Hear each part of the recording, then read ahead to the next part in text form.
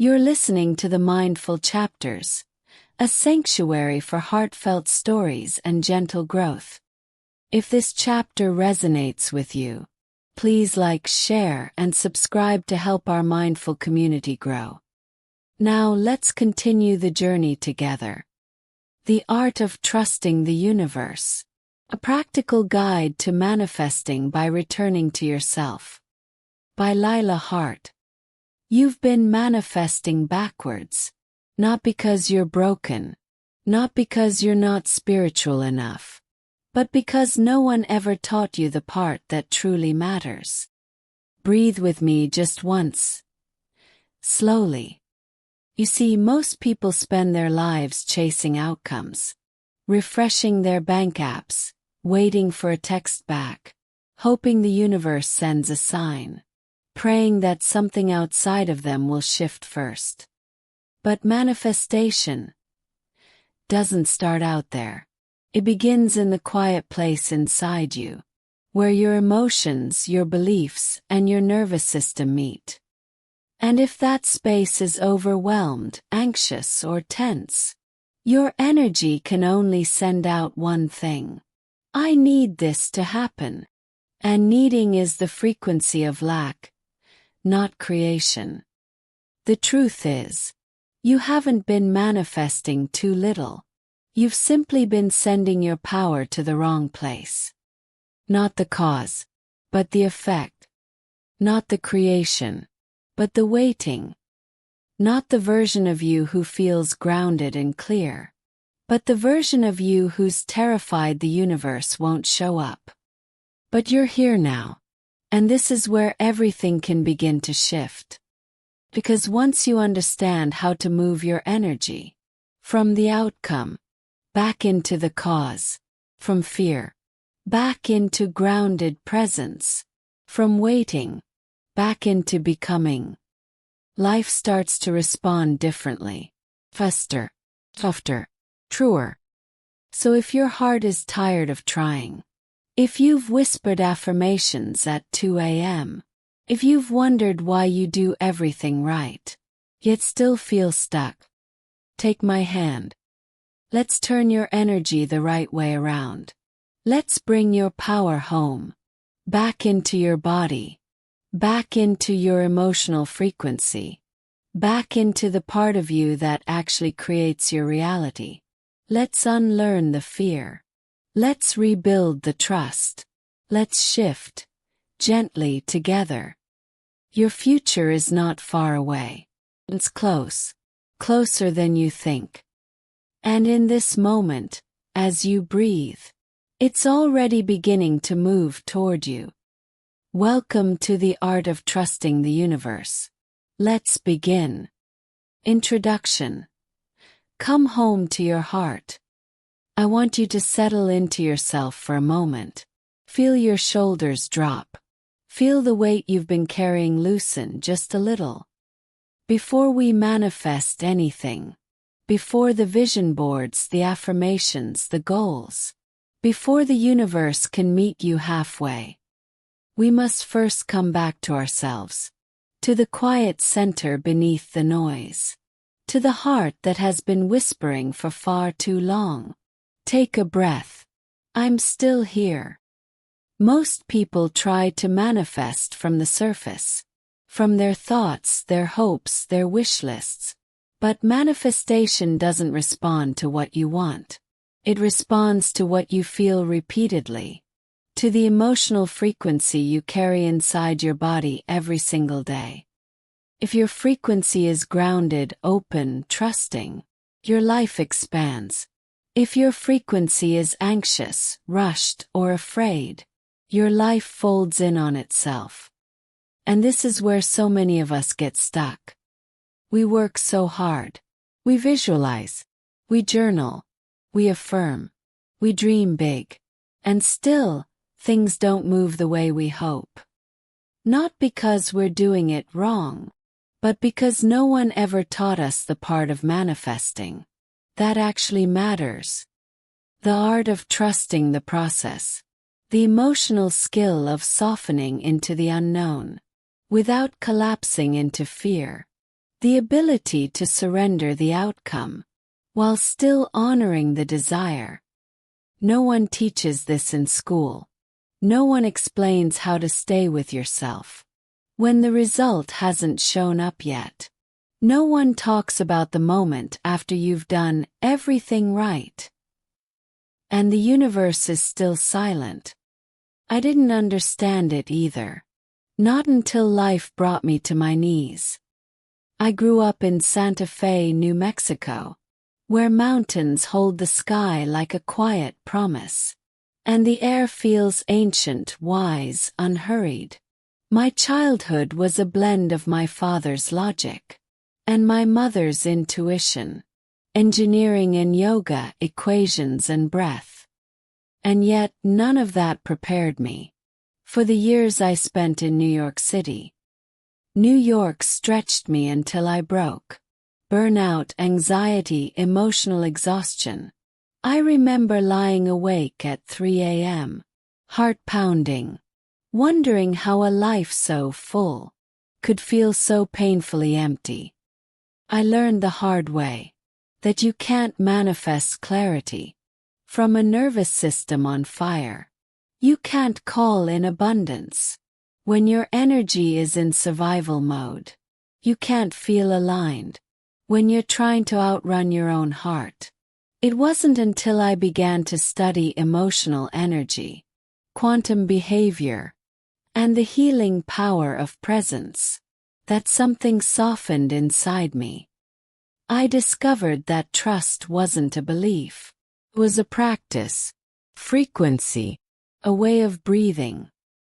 And as I slowly learned to trust again, to trust myself, to trust timing, to trust the unfolding, my entire life shifted almost suddenly, as if the universe had been waiting for me to return to myself. I share this with you because I want you to know, this book is not here to overwhelm you or ask you to become someone else. It's simple, it's gentle, it's grounded. It's a soft place to land after years of holding yourself together. Together, we will explore how to shift your emotional frequency, how to place your energy back into what creates your reality, and how to trust the process in a way that feels natural, not forced. I'll walk with you slowly. We'll breathe together. We'll make space for your becoming. And by the time you reach the final chapter, I hope you'll feel something you may not have felt in a long time. Safe inside your own heart. Let's begin. Chapter 1.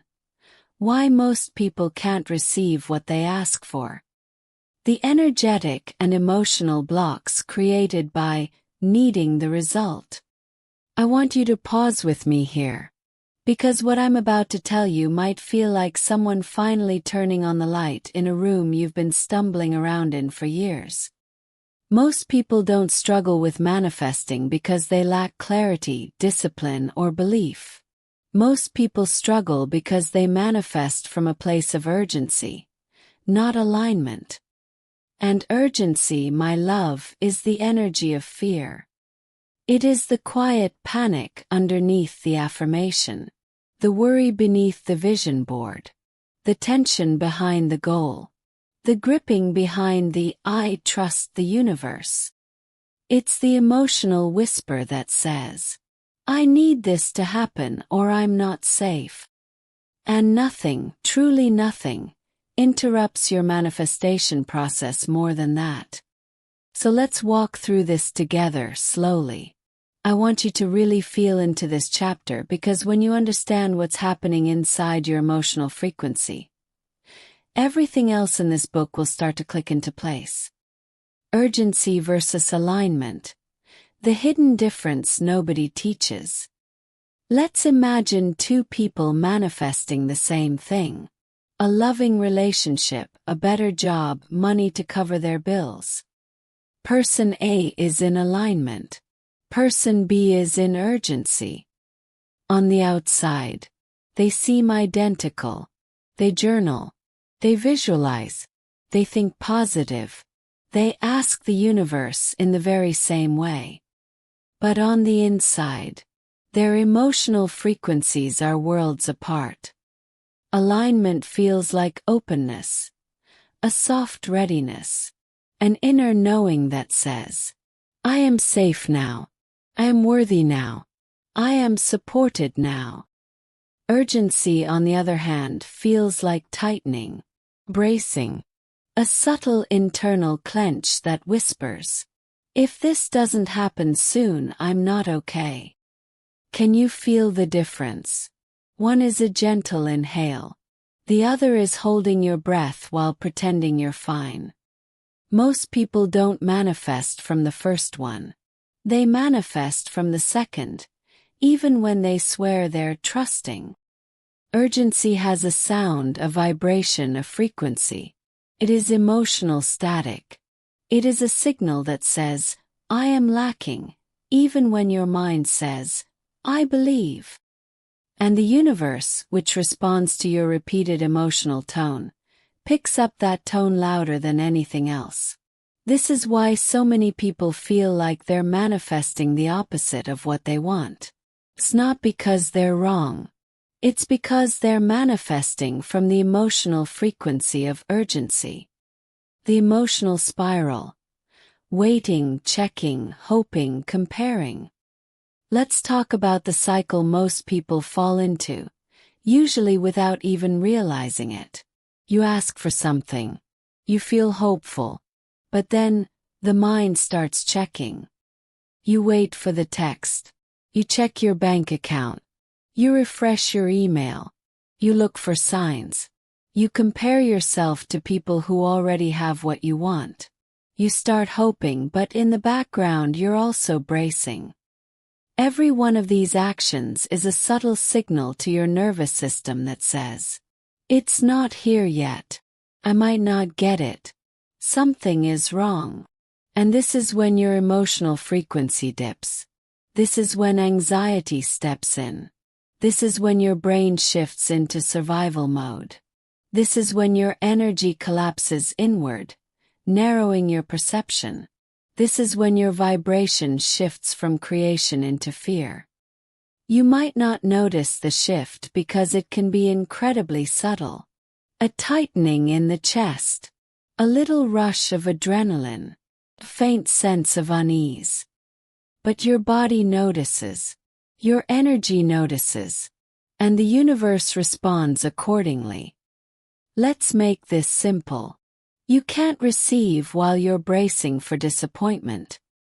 Emotional leakage. The frequency you don't realize you're broadcasting.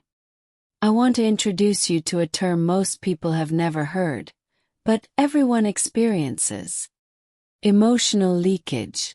Emotional leakage happens when your mind says one thing, but your nervous system broadcasts the opposite. Your mind. I trust the process. Your energy. I'm terrified it won't happen. Your mind. I know love is coming. Your energy. I've been abandoned before. It might happen again. Your mind. I'm manifesting abundance.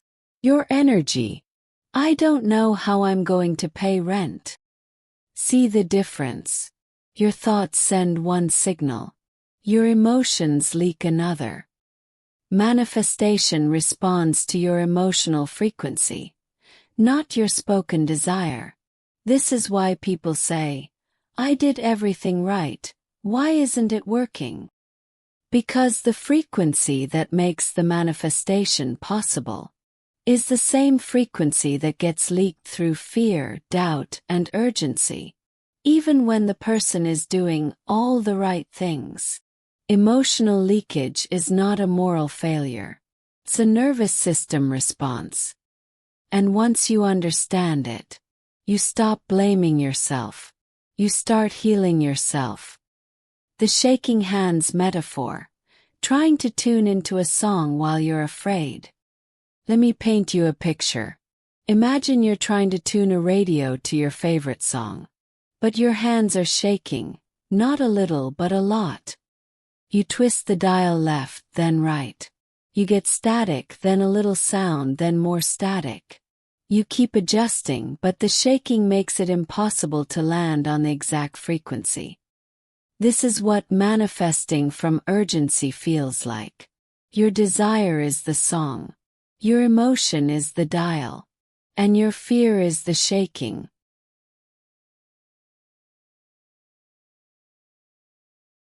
When you worry, when you check, when you doubt, when you force, your internal hands are trembling.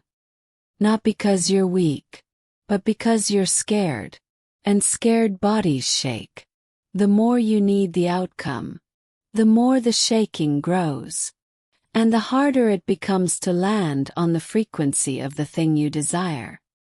This is why learning how to calm the nervous system, how to self-regulate, how to soften your fear, how to ground your body, is the real secret to manifestation.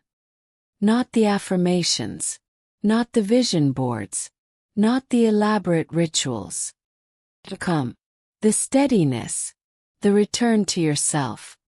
The soft science. What stress actually does to your manifestation signal. Let's talk briefly about the science behind this, softly, simply, in a way that your body can understand. When you feel stressed, anxious, or afraid, your brain moves into beta frequency, the state of survival.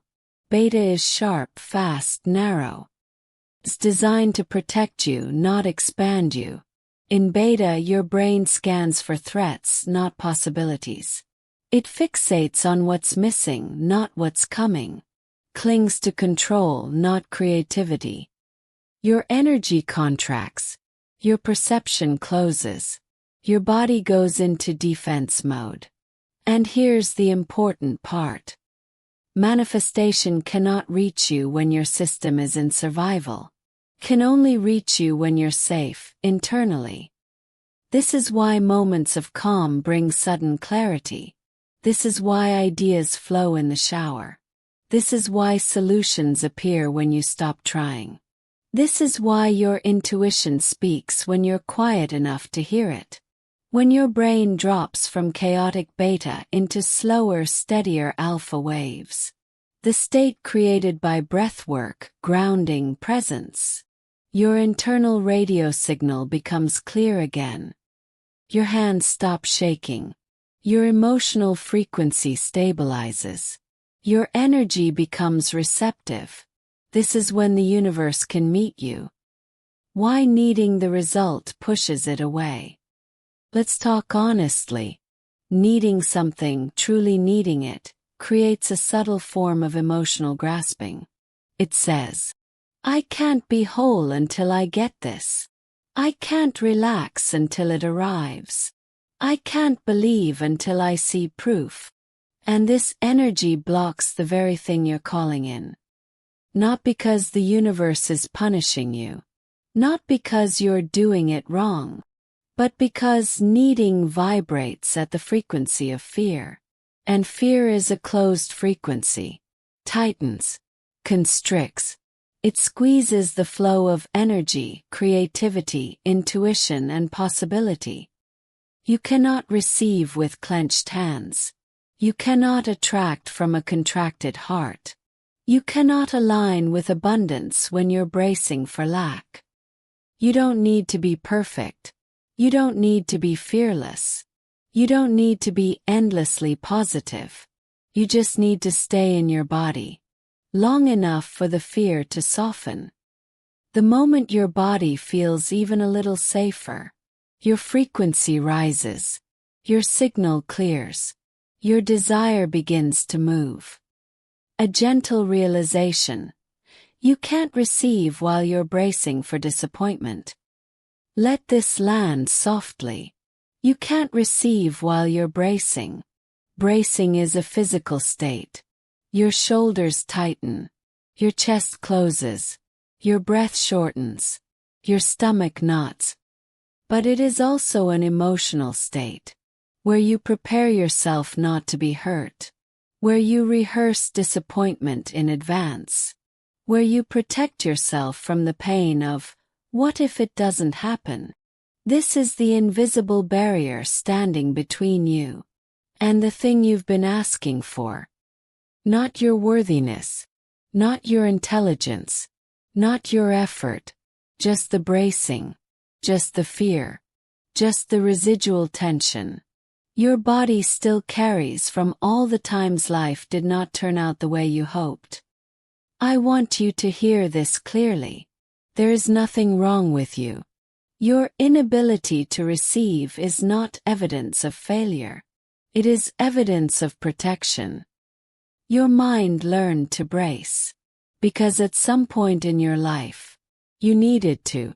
But you don't need that anymore. Not here. Not now. Not in this chapter. Not in the life you're moving toward. A soft invitation forward. I'm not here to tell you. Just trust more.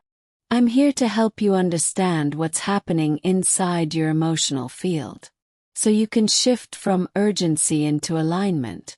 Without force. Without pressure. Without pretending.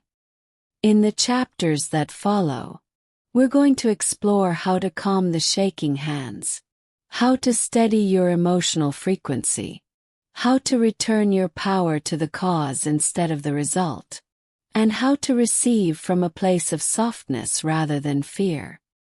You don't need to fix yourself. You just need to come back to yourself.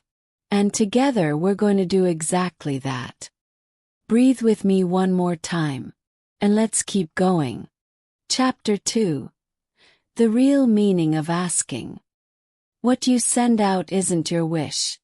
It's your dominant emotional tone. I want you to place a hand on your heart for a moment. Not to be dramatic, but to be honest. Because before we talk about manifesting, before we talk about receiving, before we talk about creating the future, we have to talk about asking.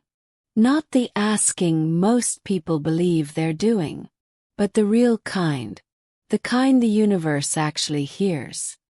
If you only remember one thing from this chapter, let it be this. The universe doesn't hear your sentences. It reads your frequency. Your words don't manifest. Your emotions do. Your I want abundance doesn't land. If your body is vibrating in fear, your I trust the process doesn't register. If your nervous system is bracing for disappointment, your I am worthy of love doesn't transmit. If your heart is still carrying scars of rejection, this is not about blame. This is about alignment. And once you understand this, deeply, not conceptually, you begin to see why your life has unfolded the way it has.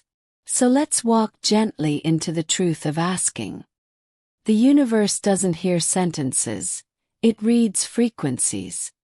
I want you to imagine something simple. Imagine you're sending a message not through words, but through music. If your energy is peaceful, grounded, open, you're playing a soft, steady melody. People can feel it. Opportunities can feel it. Life responds to it. Harmonizes with you.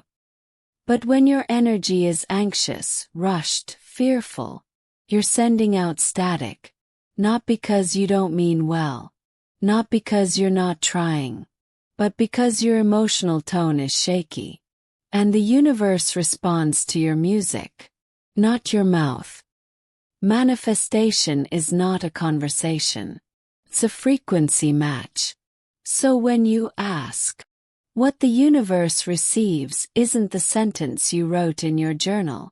It's the emotional frequency your body broadcasts all day long. Now let's look at what that actually means. Asking equals thought plus emotion held consistently. Most people think asking is a moment, wish, prayer, a sentence said with intention.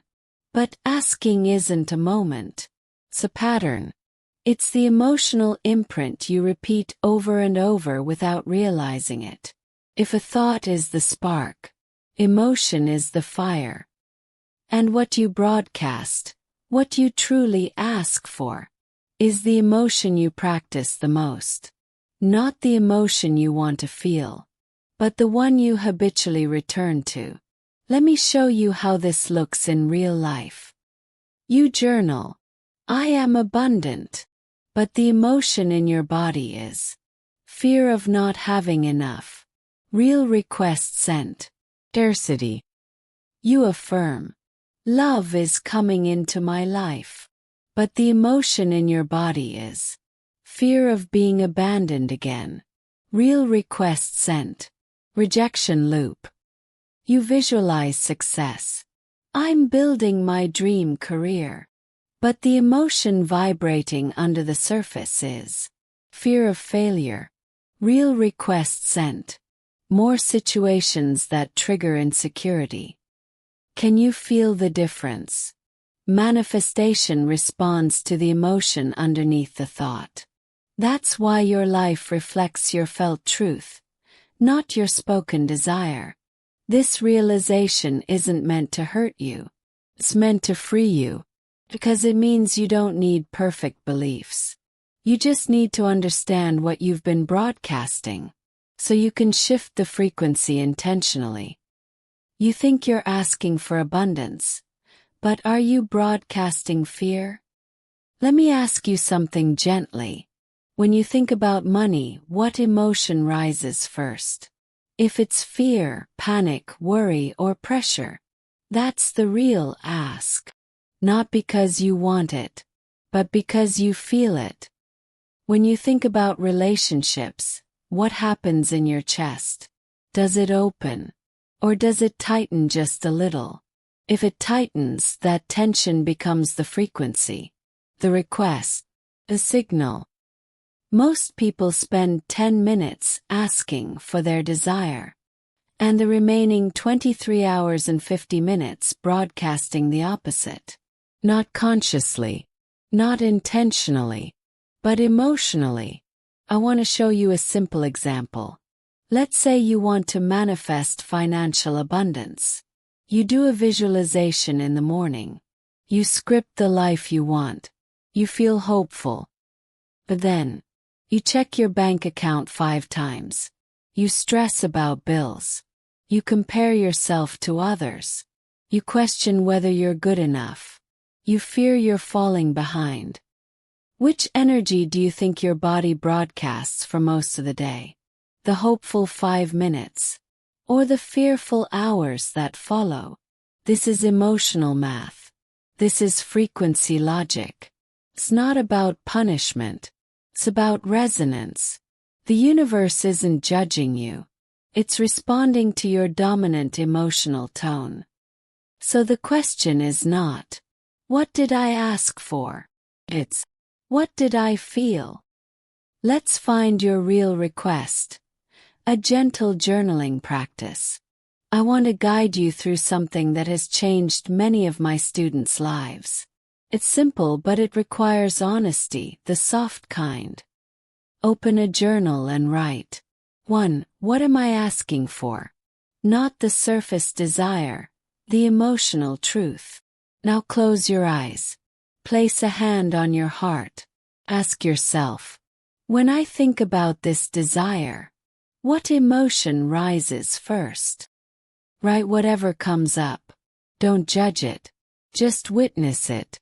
Now ask, what emotion do I return to most throughout the day? That is your real ask.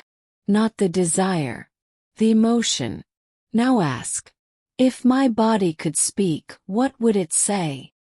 Often, the body will whisper truths the mind avoids. I'm scared. I'm tired. I don't trust. I want to feel safe. I want to feel chosen. I want to feel supported. This practice is not about fixing anything. It's about seeing yourself clearly. Because clarity is the first step toward shifting your frequency consciously. One more journaling prompt. The most important. What have I been sending out without realizing it? When you answer that truthfully, you begin to reclaim your power. Your emotional frequency stops running on autopilot. You start choosing the tone you broadcast. That's the essence of manifesting. Not the asking. Choosing. Neuroscience note. Repeated emotion creates new identity. Let me bring in the science here.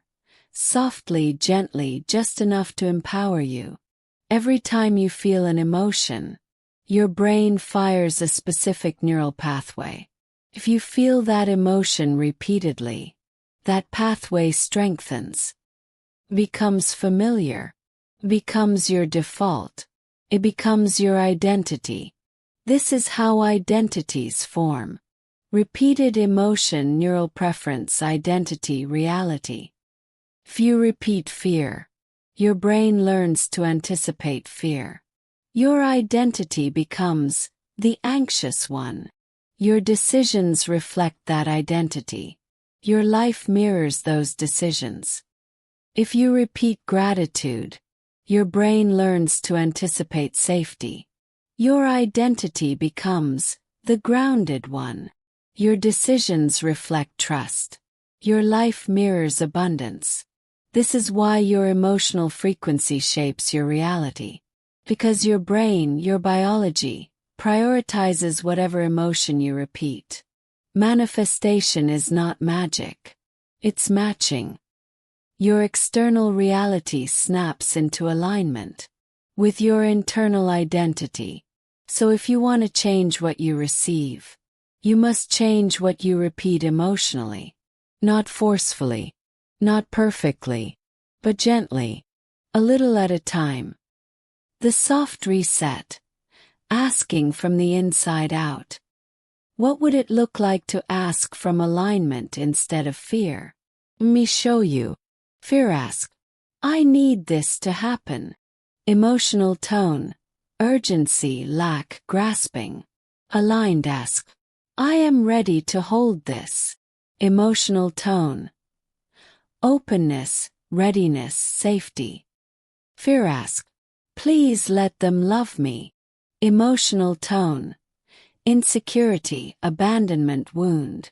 Aligned ask, I am open to love that matches my heart. Emotional tone, self-worth, steadiness. Fear ask, I hope I don't fail.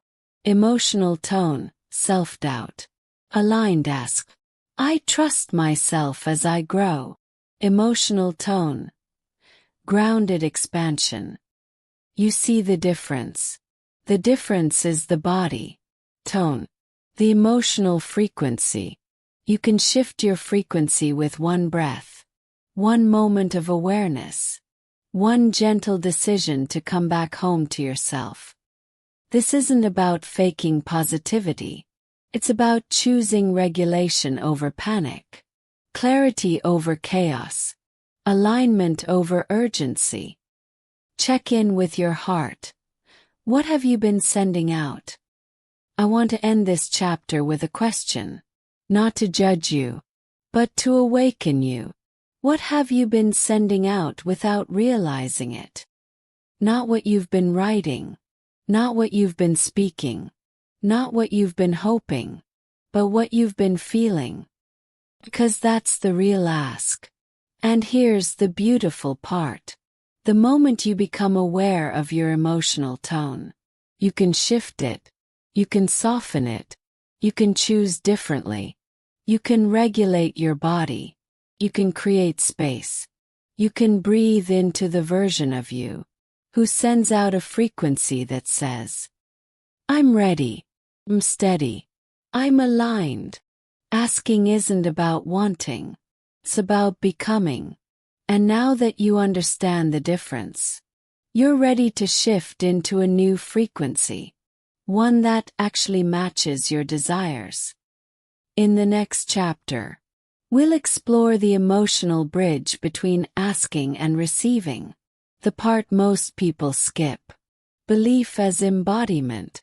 For now, just place your hand on your heart and whisper to yourself, I am learning to broadcast the truth of who I'm becoming. 'Cause you are. And it shows. Chapter 3. Belief is a habit, not a hope. Belief isn't positivity. Belief is embodied repetition. Close your eyes with me for a moment. I want you to imagine your desire again, the one tucked inside your chest, the one you might be afraid to say out loud. Now feel what rises when you imagine it. Is it excitement? Or is it fear? Is it openness? Or tension? Is it possibility? Or disbelief? Most people think belief is a switch, something you simply decide. I believe in myself. I trust the universe. I know it's coming. But belief isn't a switch. Belief is a bridge. A soft emotional path between where you are and where your future self already stands waiting for you. And like any bridge, belief isn't built in a moment. It's built through repetition. A habit, a practice, a frequency you return to again and again. Let's walk that bridge together. The bridge of belief. The emotional path between vision and reality. I want you to imagine your desire standing on the other side of a river. It's not far, but it feels unreachable, almost like a dream blurred by fog. Most people try to jump across. That's what affirmations are. Little emotional leaps fueled by hope. I am wealthy. I am confident. I am loved. But if the emotional ground beneath you is shaky, the leap doesn't land. You jump and fall short. Not because you're broken, but because you haven't built the bridge yet. Belief is that bridge. Belief is the sturdy step-by-step inner pathway. Your nervous system trusts. It's the emotional consistency that allows your body to say, yes, this is safe. This is possible. This feels like me. Until belief becomes embodied, your desires will always feel far away. Even if logically you know what you want. Belief isn't thinking. Belief isn't hoping. Belief isn't wishing. Belief is emotional familiarity. Your body trusts what it recognizes, not what you force it to think, not what you temporarily feel, not what you want. Trusts what you practice. Why affirmations alone don't work. Let's talk about something gently but honestly. Affirmations don't work for most people because the brain rejects what it cannot confirm. If you affirm, I am abundant, but your body has never experienced the feeling of abundance, your mind says, no, we're not. If you affirm, I am worthy of love, but your emotional history is filled with abandonment, your nervous system says, be careful. If you affirm, I am confident, but your internal patterns were shaped by self-doubt, your brain whispers, this doesn't feel true. It's not that affirmations are wrong, it's that they are incomplete. Saying the words without practicing the emotion is like putting a fresh coat of paint over a wall with cracks underneath. It looks good for a moment, but it can't hold. Your brain is wired to protect you. It will always choose familiar discomfort over unfamiliar possibility. That's how survival works. But I want to shift something essential in your understanding. Belief doesn't come from repeating words. Belief comes from repeated emotional experience. Your body needs to feel the possibility before it accepts the identity. This is where habit steps in. Habit loops. How small daily actions replace old self-concepts. Your identity, who you believe you are, is nothing more than a collection of emotional habits. Yes, emotional habits. If every day you feel anxious, your brain wires you into the identity of a worried person. If every day you feel unworthy, your body memorizes the emotional posture of self-doubt. If every day you feel pressure, your nervous system becomes fluent in stress patterns. But here's the beautiful part. Identity can be rewritten. Not through force, not through intensity, not through big dramatic changes, but through small, repeated emotional moments, tiny habits that shift your emotional tone.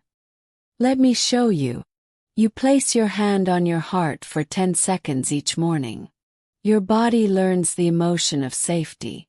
You speak kindly to yourself once a day. Your nervous system learns the emotion of worthiness. You take 3 slow breaths before reacting. Your brain learns the emotion of regulation. You celebrate tiny wins. Your mind learns the emotion of self-trust. These small actions don't just change your behavior. They change your biology. Every time you feel a new emotion, your brain creates a new neural pathway. And if you repeat that emotion, the pathway strengthens. Emotion repetition pathway identity. This is how belief is built. Not in a single moment of motivation, but in tiny daily moments of emotional alignment. Belief is not the lightning bolt. Belief is the sunrise. Subtle, consistent, and inevitable. Identity shifts through repetition, not inspiration. I want to say something with so much softness. You don't become the future version of yourself because you feel inspired once. You become her because you begin practicing her emotions today. Your future self, the one who is abundant, confident, loved, powerful, doesn't just think differently. She feels differently. She feels calm around money. She feels worthy in love. She feels capable in challenge. She feels grounded in uncertainty. She feels supported by the universe. Identity is emotional familiarity. You can't step into the identity of your future self if your daily emotional patterns contradict her. But you also don't need to force a leap. You just need to practice. Belief grows the way roots do. In silence, in repetition, in depth. This is why you've changed before, even without noticing. You became more resilient, 'cause life kept asking you to be. You became more compassionate, because your heart practiced understanding. You became more aware, because you returned to yourself again and again. Identity is not declared. Identity is rehearsed. And this is such good news for you, because it means belief is not luck. It's muscle. And you can build it. My soft metaphor for you. Belief is warming your hands by a fire. Imagine walking into a cabin on a cold winter evening. There's a fire burning in the fireplace. You extend your hands toward the flame. Do your hands warm instantly? Course not. You can see the fire, but the warmth comes from staying close. This is belief. You don't become abundant just because you see the vision. You become abundant because you stay near the frequency long enough for your body to acclimate. You don't become confident because you decide once. You become confident because your nervous system gets warm from the repetition of self-trust. Belief is not the flame. Belief is the warming. Little by little, moment by moment, returning again and again. You don't stand in front of a fire and say, "Why aren't my hands warm yet?" You simply stay there. And the warmth comes. Belief is the same. Stay with the feeling. Return to the frequency. Let your body acclimate. The warmth will come. It always does. Let's rebuild belief gently. A simple practice to begin. I want to give you something practical. Something soft enough for your nervous system, but powerful enough to begin the shift. Every morning or any moment you remember, place your hand on your heart and ask, what emotion would my future self feel right now? What would she do? What would she feel? Because the feeling is the identity. Maybe she feels calm. Maybe she feels grateful. Maybe she feels abundant. Maybe she feels assured.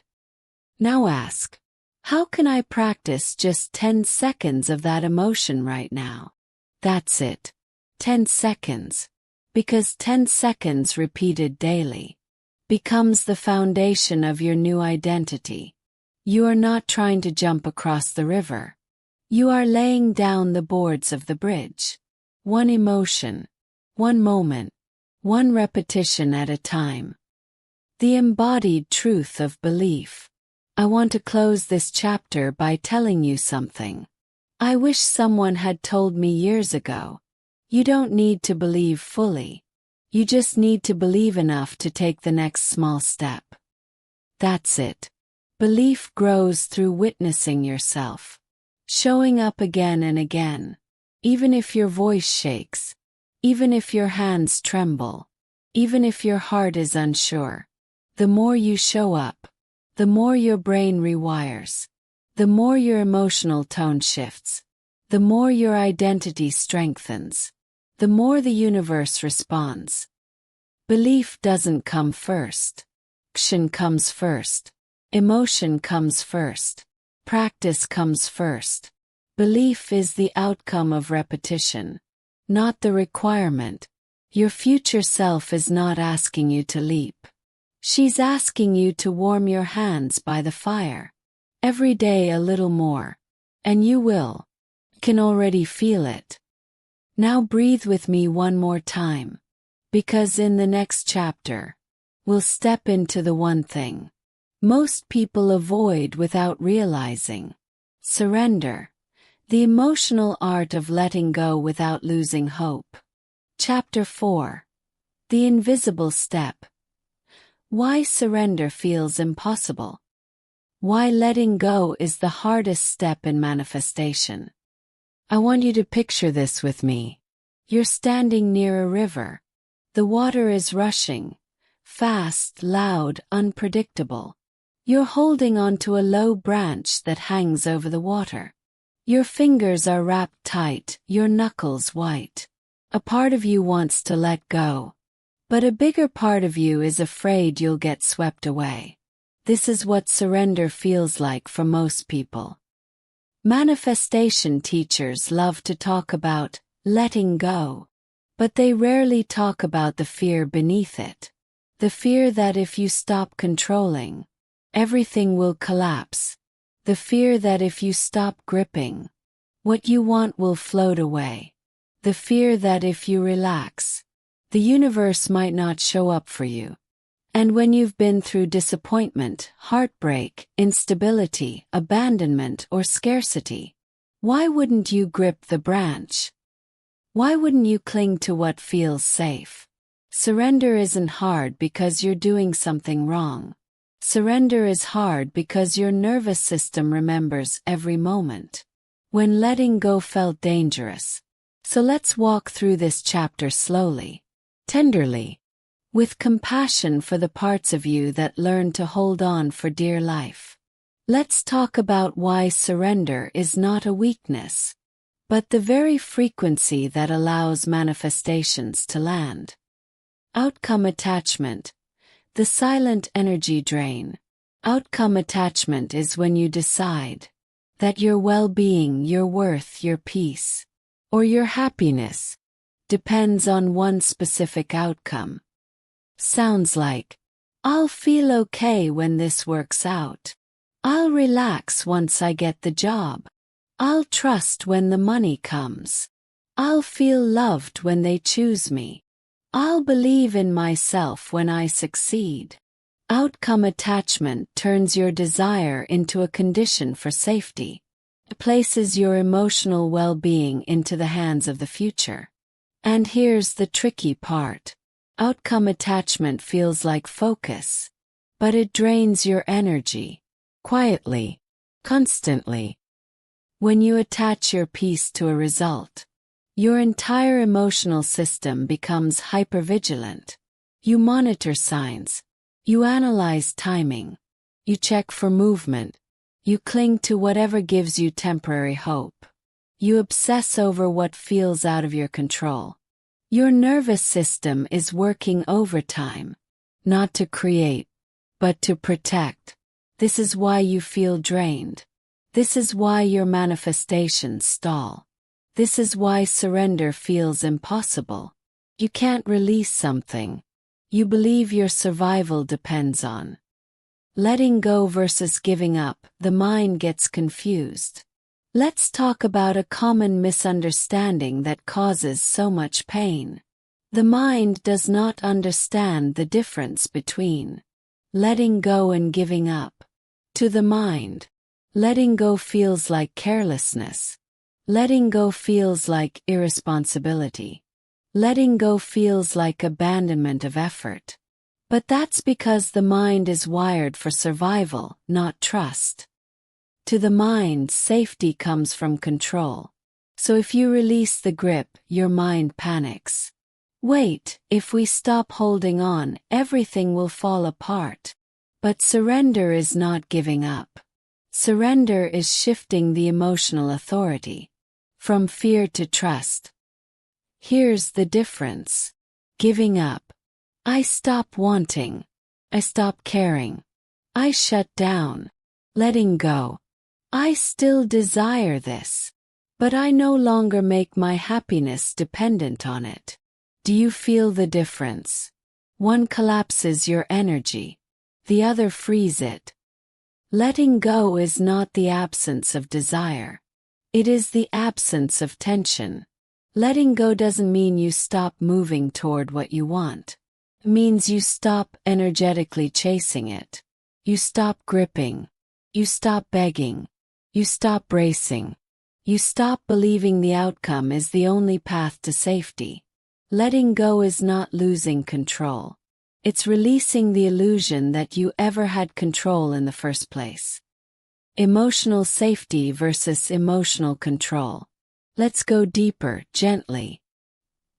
Here is the truth most people don't want to look at. People cling to outcomes, not because they're impatient, but because they don't feel safe. Control is a trauma response, a protection mechanism, a survival strategy. Your grip on the branch is not stubbornness, it's self-preservation. So before we can talk about surrender, we must talk about safety. Not the safety outside of you. Not money in the bank. Not a relationship status. Not the result you're waiting for. I'm talking about internal safety. The kind that lives in your breath. In your body. In your nervous system. When you don't feel emotionally safe, you cling. You micromanage. You overthink. You catastrophize. You grasp for certainty. You try to future-proof your heart. This is why surrender feels impossible. You've been trying to surrender without feeling safe first. And that is like asking yourself to release the branch while the river inside you is still wild. You can't let go if you don't trust the water. So surrender isn't a mindset shift. It's a nervous system shift. Softening, a regulating, a grounding, a return to your body. The relationship between trust, nervous system calm, and manifestation. Trust is not intellectual. Trust is physiological. You do not think trust. You feel trust. Trust is a body frequency. Think about it. When you trust someone, your shoulders drop. Your breath deepens. Your chest softens. Your nervous system relaxes. When you distrust, your muscles tense. Your breath shortens. Your thoughts sharpen. Your body contracts. Manifestation responds to the second one. Manifestation responds to openness, not contraction. To receive, you must be receptive. This is why nervous system calm is essential for manifestation. When your body is calm, you're not scanning for danger. You're not bracing for disappointment. You're not gripping the branch. You're not trying to force outcomes. You return to the frequency where the universe can reach you. Trust is not built through affirmations. Trust is built through regulation, through grounded breaths, through small moments of presence, through emotional consistency, through choosing not to abandon yourself, even when you don't have the answers yet. Trust is safety. Safety is surrender. Surrender is receiving. It's hard to release the branch when the river feels wild. A grounded analogy. Let's return to our river. The water is fast, loud, unpredictable. Your fear doesn't come from the branch, comes from the river. Your mind whispers, "What if I let go and get swept away? What if I drown? What if there's no safe place downstream? What if the current is too strong?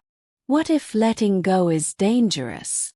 And this is exactly how surrender feels. Letting go of the branch means trusting the current of your life, trusting timing, trusting unfolding, trusting yourself, trusting the unknown. That's a lot to ask of someone whose past taught them that they must grip to survive. So let's soften the analogy. When you're ready, truly ready, you won't release the branch into chaos. You'll release the branch because you've learned how to float. You'll release the branch because you've practiced emotional safety, because your nervous system can handle the current, because you've built the internal strength to trust your own ability to navigate the river. Surrender is not about the river becoming calm. It's about you becoming calm. Surrender isn't the river changing. It's you changing. And the moment you stop fighting the river, you begin to float instead of fear. What makes surrender so hard? A soft truth. Let me say something directly, lovingly. You're not bad at surrender. You're human. You're human with a history, with memories that ache, with moments that shook you, with experiences that taught you to be careful, with wounds that made you believe. You must hold on tightly to protect yourself. Surrender doesn't require perfection. It requires compassion. Compassion for the version of you who didn't know how to trust. Compassion for the version of you who held the branch because she had to. Compassion for the version of you who didn't feel safe enough to let go. Before you can surrender the outcome, you must surrender the shame of not being able to surrender sooner. This step, this softness, is what makes space for trust to grow. What surrender actually looks like, it's not passive. Surrender is active, not passive, not giving up, not disengaging. Surrender is choosing the emotional state that aligns with receiving. It looks like softening your grip, coming back to your breath, a making peace with uncertainty, a anchoring into presence, a reminding your body we're safe now. Returning to what you can control, the cause. A releasing what you can't, the result. Choosing trust over tension. A supporting yourself through the in-between. Staying open even when it's hard. Surrender is not the absence of desire. It's the absence of pressure. It's you saying, "I still want this, but I refuse to abandon myself while waiting for it." That is surrender. That is power. The moment you finally let go, something beautiful happens. When you finally release the branch, not instantly, not dramatically, but quietly, you feel space, you feel relief, you feel breath, you feel yourself. Because letting go is not about trusting the river. It's about trusting your own ability to float, your own ability to navigate, your own ability to rise, your own ability to respond, your own ability to meet what comes with grace. And that, my love, is what makes surrender so powerful. Surrender returns you to yourself. It returns your power, your clarity, your emotional frequency, your connection to the universe, your ability to receive. Because when you stop gripping, your hands become open. When you stop bracing, your heart becomes available. When you stop forcing, your energy becomes magnetic. Letting go is not losing control. Letting go is reclaiming flow. A gentle closing for this chapter. Place your hand on your heart one more time. Feel your breath. Feel your body. Feel the truth of this moment. You don't have to let go perfectly. You don't have to trust fully. You don't have to surrender all at once. You just have to soften. Your fingers on the branch don't need to open completely. They just need to loosen. Little more today. A little more tomorrow. A little more as your nervous system learns the feeling of safety again. You are learning to surrender. Not because you're weak, but because your spirit is strong enough to move with the river instead of against it. And in the next chapter, I'll show you how to come back into your body. Because surrender is impossible when your body is in survival mode. But once you feel safe again, letting go becomes the most natural thing in the world. Breathe with me, and let's keep going. Chapter 5. Coming back to your body, the first doorway to trust. You can't surrender from the mind. You can only surrender from the body. I want you to pause for a moment before reading any further. Place one hand on your chest and one on your belly. Now inhale slowly, and exhale even slower. Did you notice that? Your mind didn't change. Your thoughts didn't magically disappear. But something inside you softened. Just a little.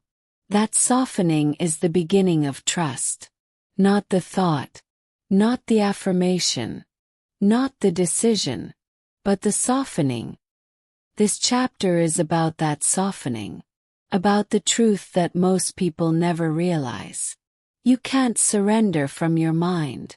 You can only surrender from your body. Your mind can understand surrender. Your mind can want surrender. Your mind can beg for surrender. But your body is the one that must feel safe enough to actually let go. So let's unravel this together. With gentleness, with breath, with presence. Stress lives in the head, but surrender lives in the body. Think about the last time you felt stressed. Your thoughts spun. Your mind tightened. Your chest closed.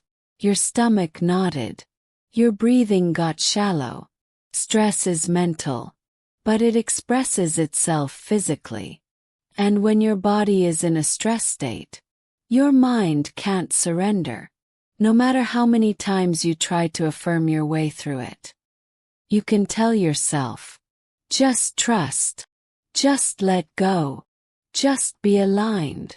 But if your nervous system says, we are not safe, you will grip the branch harder. This is why surrender feels impossible when you're stressed. Surrender requires safety. Safety requires regulation. Regulation requires the body. It doesn't matter how spiritually evolved you are, or how strong your manifesting techniques are. If your body is in a survival state, You will always default to control. This is not a flaw. This is biology. Your body is not fighting you. It is protecting you. So the first step toward surrender is not trusting the universe. It's helping your body feel safe enough to trust anything at all. From beta to alpha.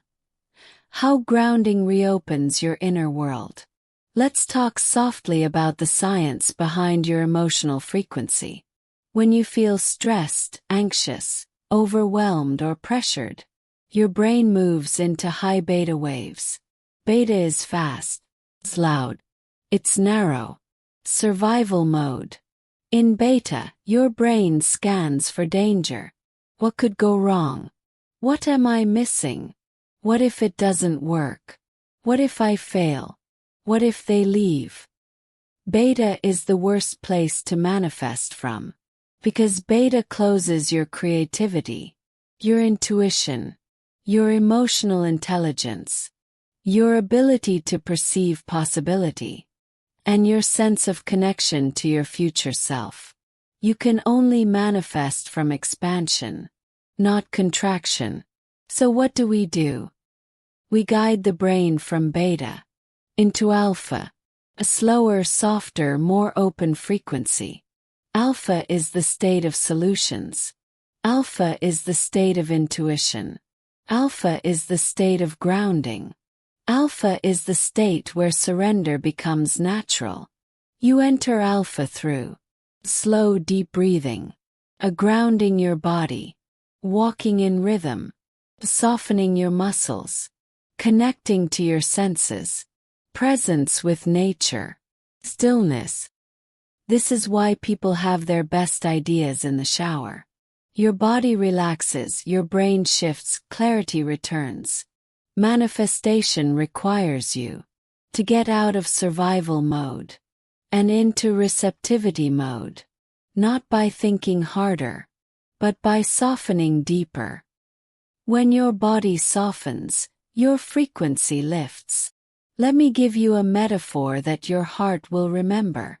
Imagine your emotional frequency as water in a glass.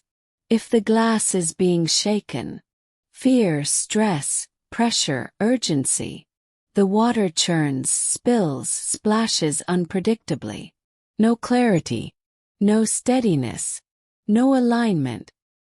But when the shaking stops, when your body softens, the water becomes still again. When the body softens, your frequency rises. It's not magic. It's physics. It's biology. It's emotional resonance. Soft body, calm nervous system. Calm nervous system, open heart. Open heart, trusting frequency. Trusting frequency, receptive energy. Receptive energy, manifestation flow. You don't need more control. You need more softness. Softness is not weakness. Softness is alignment. 10-minute reset rituals for surrender. These are simple practices I've used myself and with clients to guide the body back into safety, presence, and trust. You can choose one ritual per day, or switch them depending on how you feel. Remember, you are not trying to be spiritual. You are just helping your nervous system come home. Ritual 1. A 3-minute breath reset. The fastest way to shift your state. Set a timer if that helps. But truly, just breathe with me now. Step 1. Inhale for 4 seconds. Let the air fill your belly, not just your chest. Step 2. Hold for 2 seconds. A moment of stillness. Step 3. Exhale for 8 seconds. Slow, gentle, long. The exhale signals safety. Repeat 6 to 8 times. What this does? It lowers your heart rate. It shifts your brain from beta to alpha. Quiet stress hormones. Signals your body you're safe. Opens emotional space. Softens urgency. This breath pattern is your doorway to trust.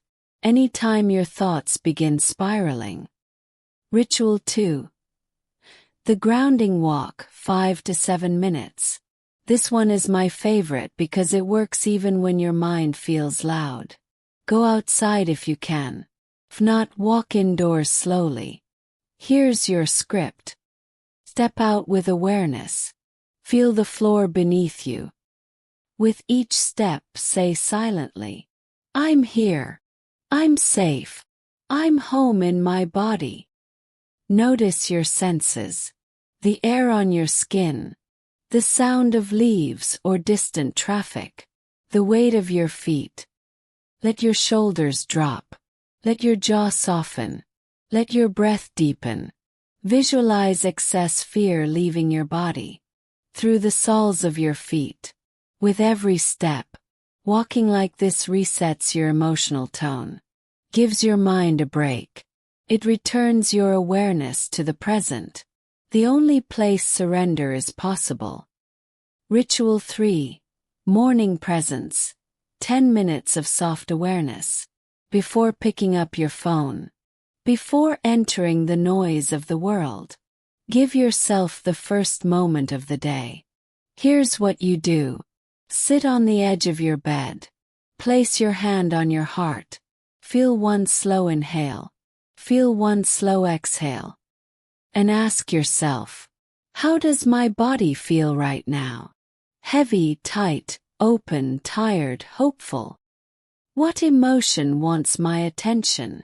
Anxiety, excitement, grief, pressure. What does my body need today? Rest, movement, water, clarity, slowness. This is not productivity. This is connection. Presence in the morning sets your emotional frequency for the entire day. You're not starting your day with fear or rushing. You're starting your day with yourself. The body as your anchor, not your enemy. I want to say something with so much gentleness. Your body is not the obstacle. On your spiritual journey, your body is the journey. Your body is the bridge between your desire and your manifestation. Your body is the compass that shows you whether you're aligned or whether you're betraying yourself. Your body is the grounding cord that pulls you out of future anxiety and back into present truth. Most people try to leave their bodies to feel spiritual, but you must return to your body. Feel safe, and only from safety can you surrender. Emotional self-check questions. Your daily compass. Use these questions anytime you feel overwhelmed, impatient, or disconnected. 1. What does my body feel right now? Tight/open/buzzing/grounded. 2. Is there any part of me bracing for disappointment? If yes, soften the breath. 3. Where is my energy? In the future, in the past, or here in my body? Asterisk asterisk. 4. What emotion is dominating my frequency today? 5. What small thing can I do right now to create safety? Breathe, walk, step outside, pause, drink water. 6. Am I gripping or guiding? Forcing or flowing? Asterisk asterisk. 7. What would the grounded version of me do next? These questions don't solve your life. They steady your frequency. They bring you back into alignment. They help you hear your intuition again. They help your nervous system stop shaking the emotional water inside you. They help you surrender. When your body softens, trust becomes possible. Something beautiful happens. When you begin to regulate your body. When you breathe slowly. Move intentionally. Relax your muscles. And listen to what your body is saying. Your mind follows. Your mind becomes clearer. Your thoughts become kinder. Your energy becomes steadier. Your intuition becomes louder. And the fear that made surrender feel impossible begins to dissolve. When your body softens, your frequency rises. When your frequency rises, your trust deepens. When your trust deepens, your manifestations move. Not because you've forced anything, but because you've stopped interfering with the flow. Let's end this chapter with a soft practice. Place your hand on your heart again. Close your eyes. Inhale deeply. Exhale softly. Now whisper to yourself, "My body is my guide."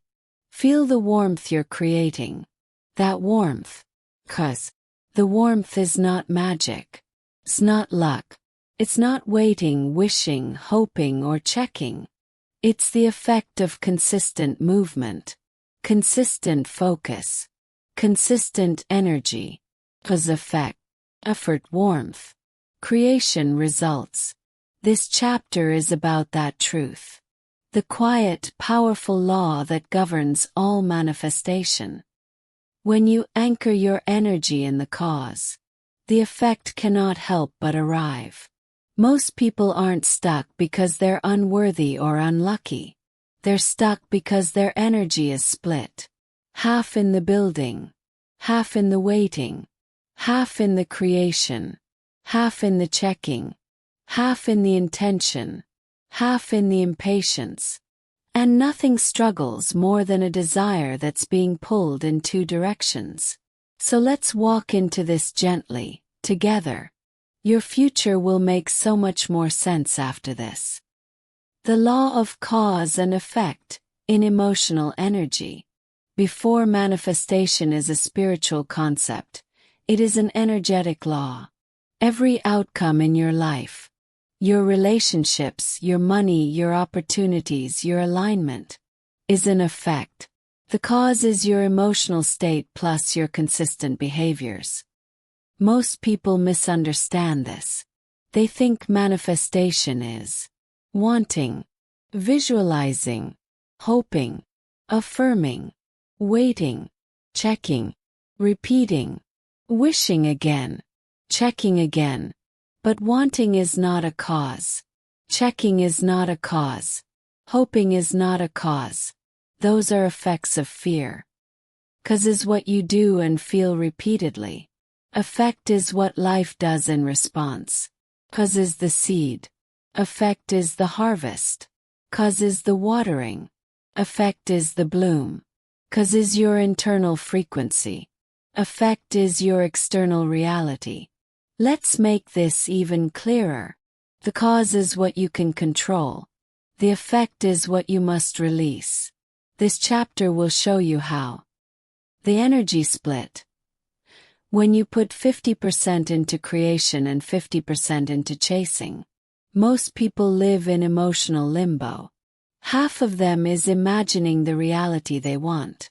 Half of them is panicking about the reality they're in.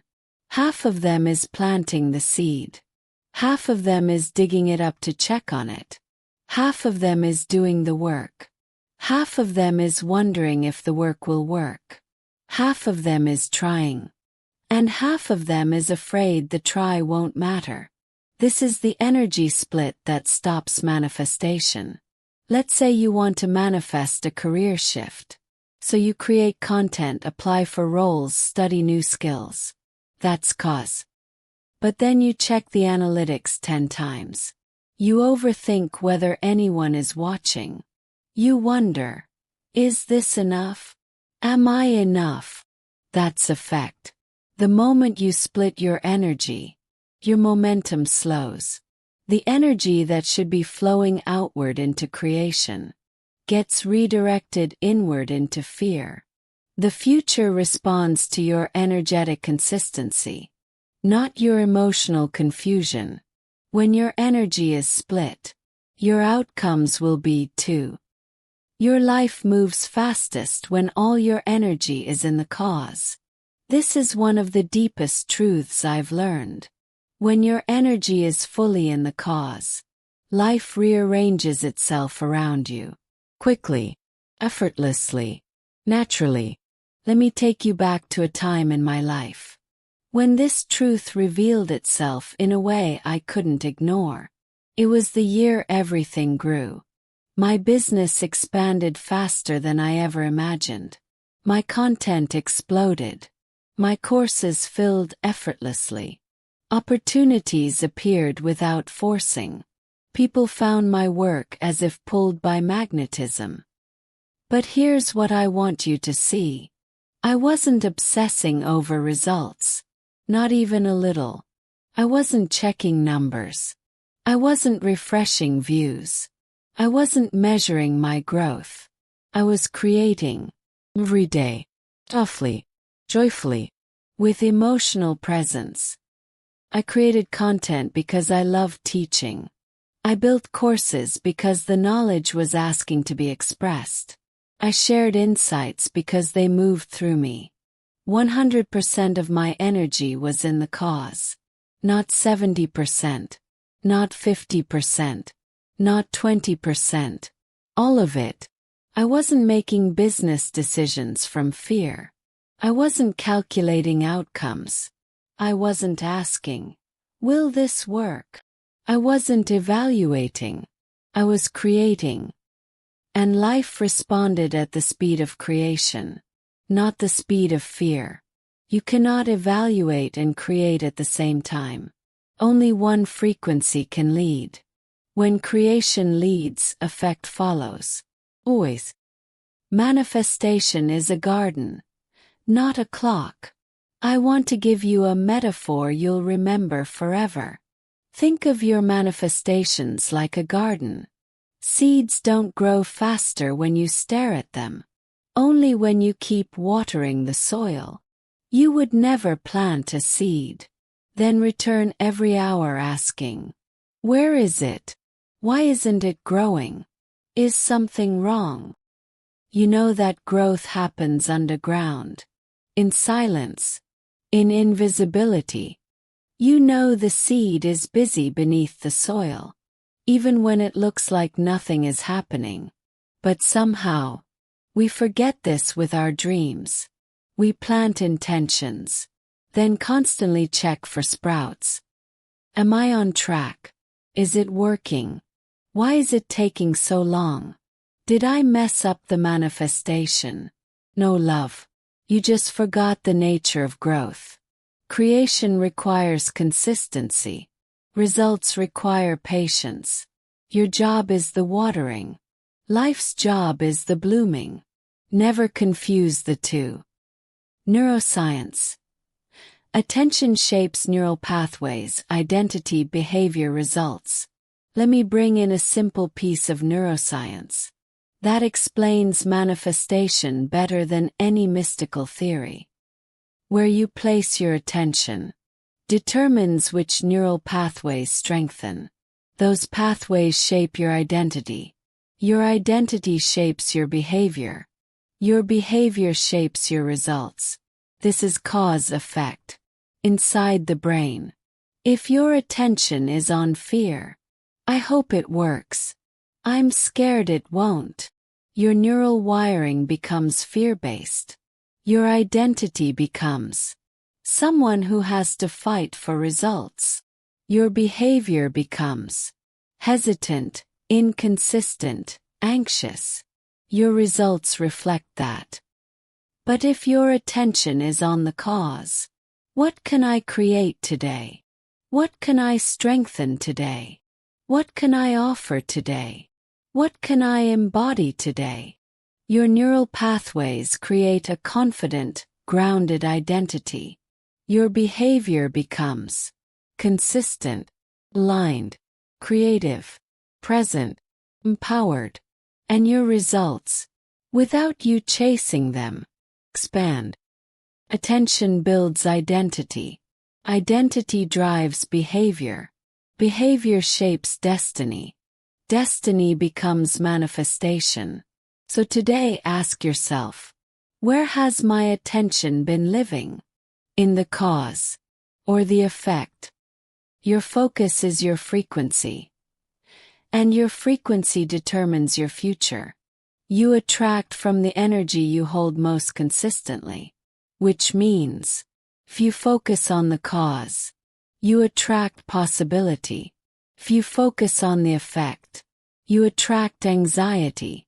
If you focus on the creation, you attract momentum. If you focus on the waiting, you attract stagnation. Focus is not thought. Focus is frequency. You shift your focus by shifting your body, your breath, your attention, your emotional anchor. This is not spiritual bypassing. This is frequency mastery. A gentle practice. Returning to the cause.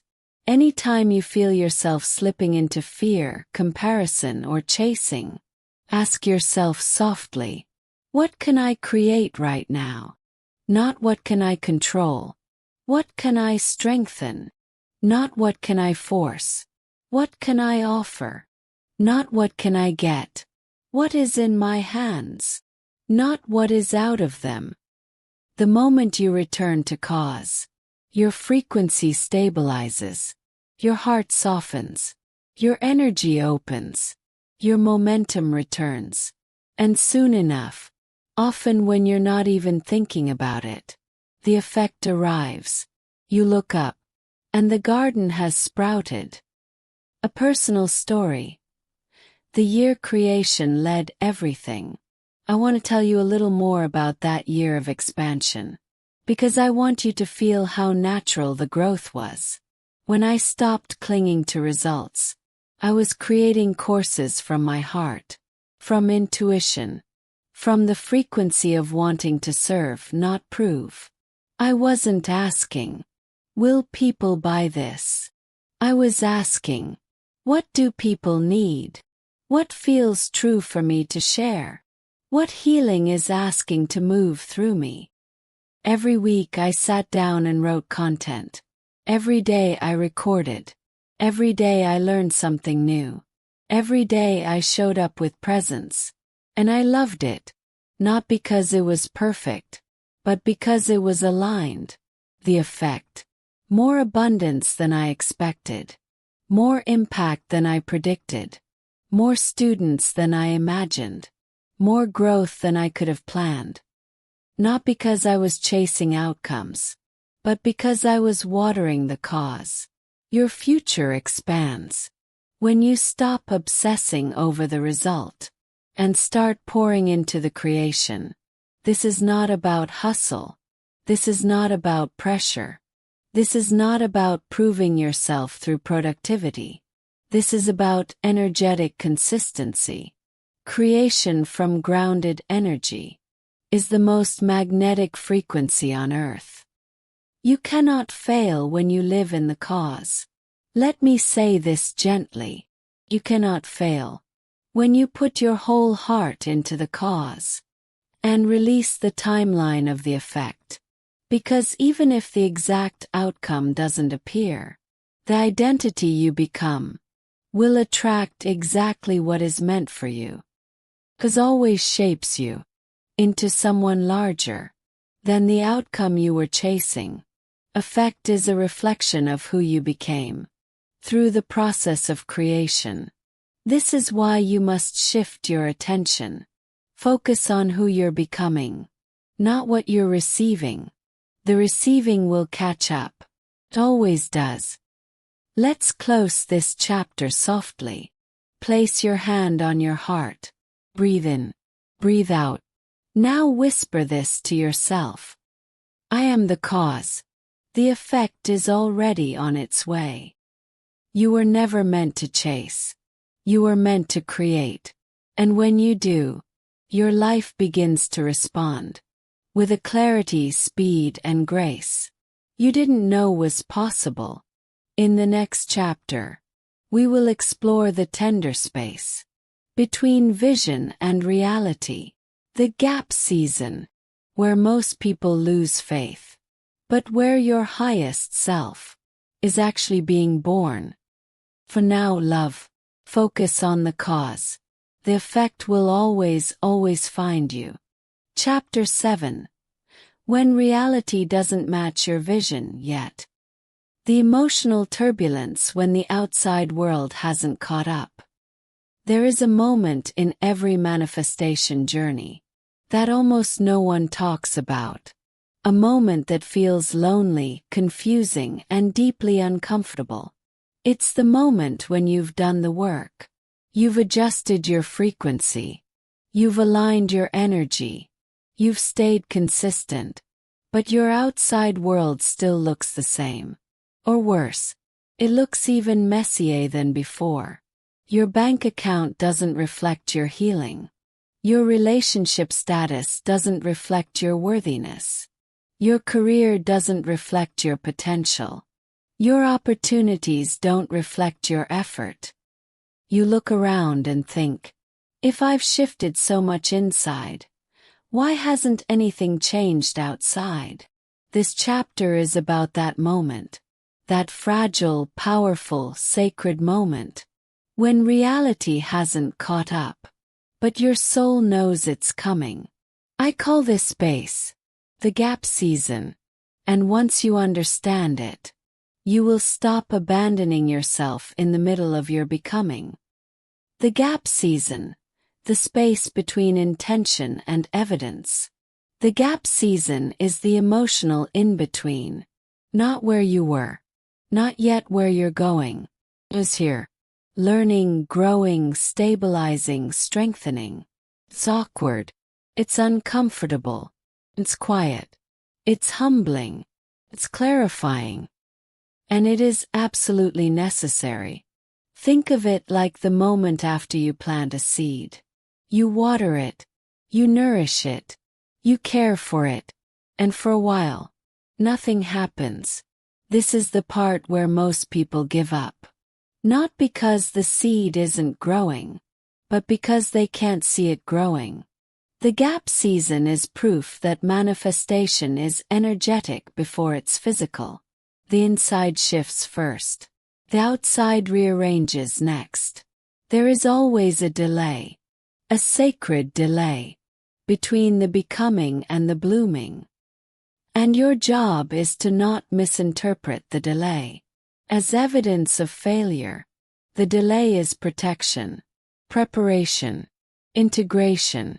Your frequency is stabilizing, so that when the results arrive, you can actually hold them. Why this season feels turbulent? You are shedding and stretching. If the gap season were easy, you wouldn't grow through it. Feels turbulent because old beliefs are dying, and new beliefs are forming. Your identity is shifting. Your nervous system is recalibrating. Your ego feels threatened. Your mind wants certainty. Your heart wants expansion. You are in a doorway between two realities. Part of you still remembers the old frequency. The scarcity, doubt, urgency, unworthiness. Part of you is learning the new frequency. The trust, abundance, groundedness, openness. And when two identities overlap, can feel like emotional static. This is not regression. This is transformation. You are becoming someone who holds more light. So the shadows inside you shift too. Be gentle with yourself through this. Stabilizing your frequency during delays, silence, or setbacks. Let me teach you something that will save you years of unnecessary suffering. When reality looks opposite of your vision, you don't fix reality. You stabilize your frequency. You return to your breath. You ground your body. You anchor your identity. You soften the urgency. You remember who you're becoming. Here are the frequency anchors I give my students. 1. Stop interpreting delays as rejection. A delay is not a denial. It's a preparation. 2. Don't let silence trigger old wounds. Silence isn't abandonment. It's space for alignment to settle. 3. Refuse to self-attack in the in-between. Your worth is not determined by the speed of your results. 4. Return to the cause. Create. Show up. Anchor your energy. Trust the unfolding. 5.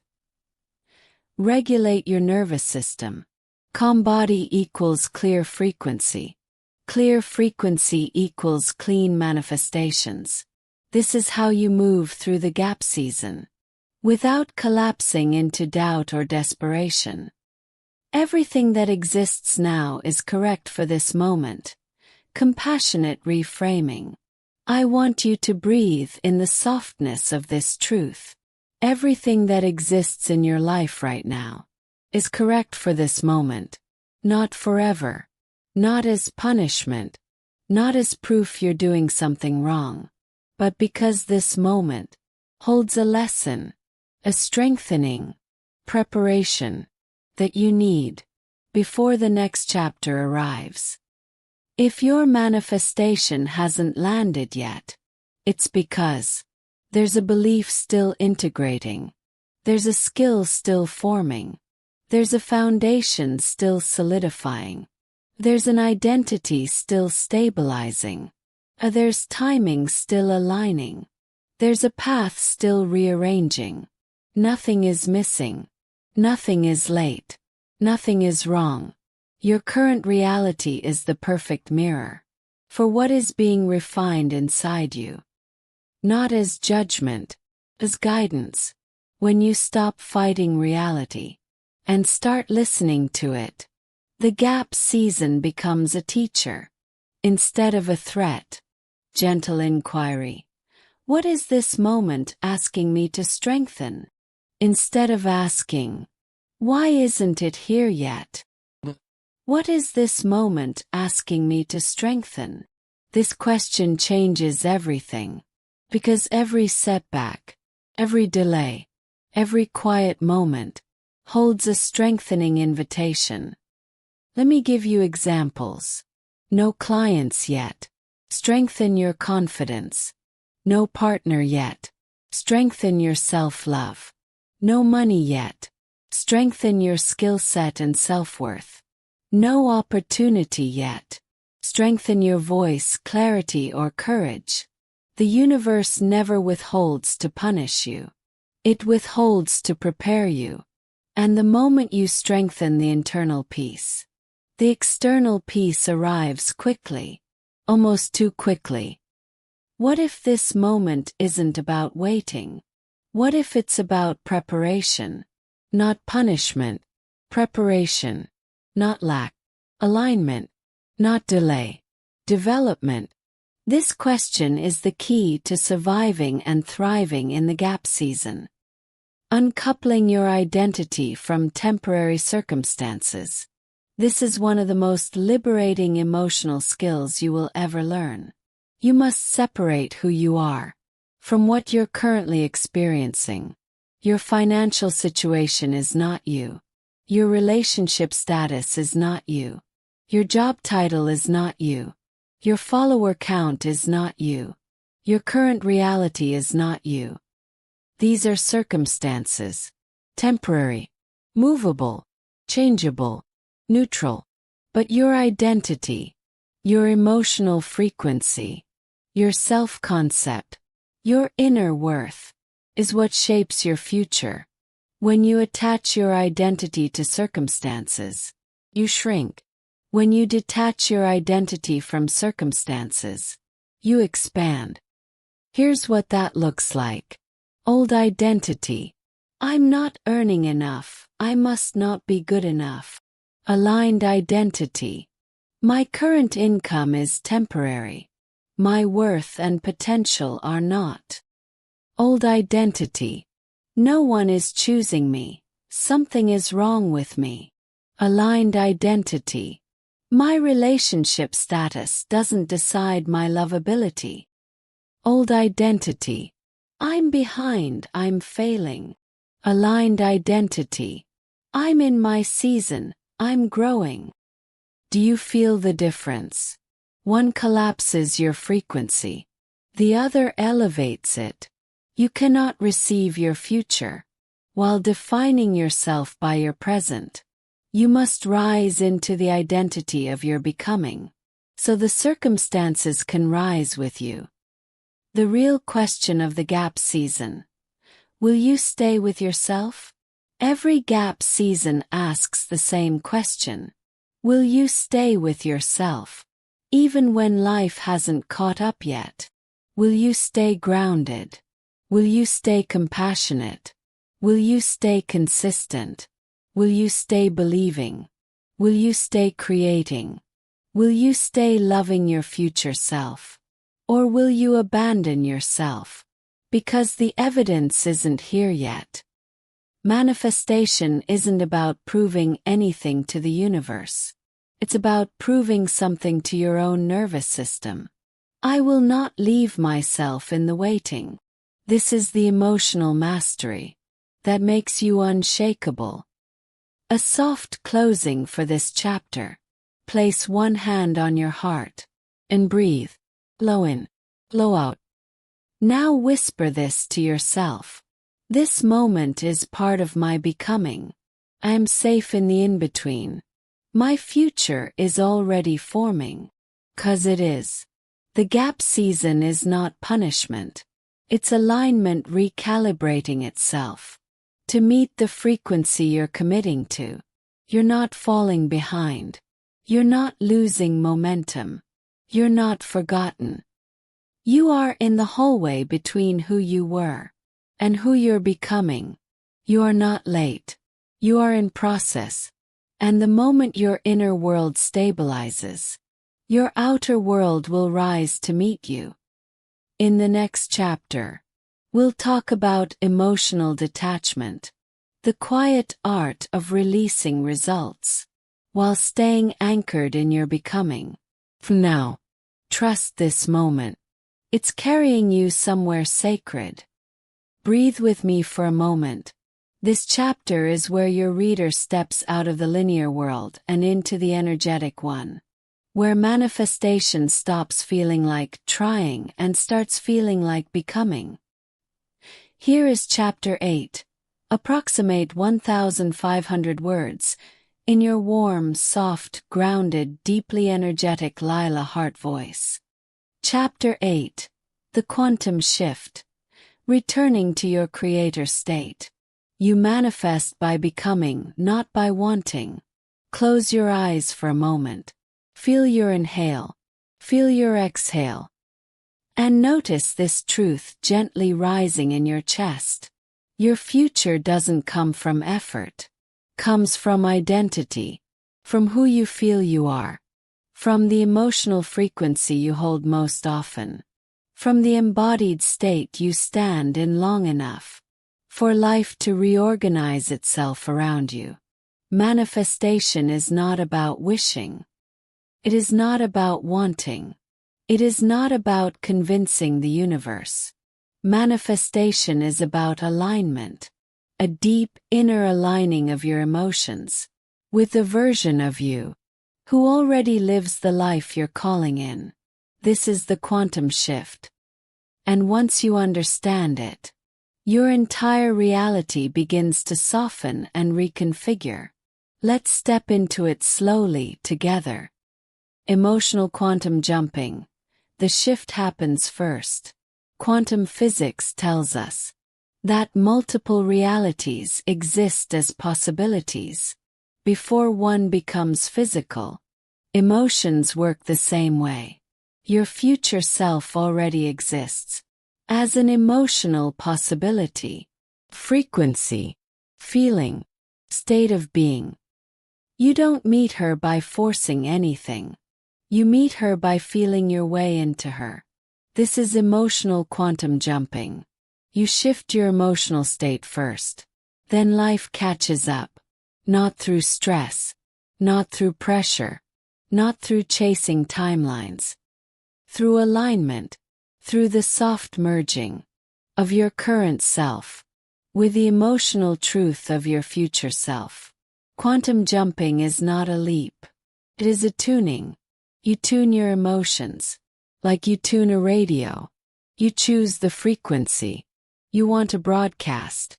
And the moment your body believes it, not your mind, your body, your reality begins to reorganize. This is the closest thing to magic. That isn't magic. Your future self exists as an emotional possibility. Your future self, the abundant one, the loved one, the healed one, the grounded one, the powerful one, is not far away. She is not a future version. She is a frequency. And frequencies exist now. Not later. Not someday. You don't become her in the future. You access her in the present. Through emotion. When you feel her calm, you step into her timeline.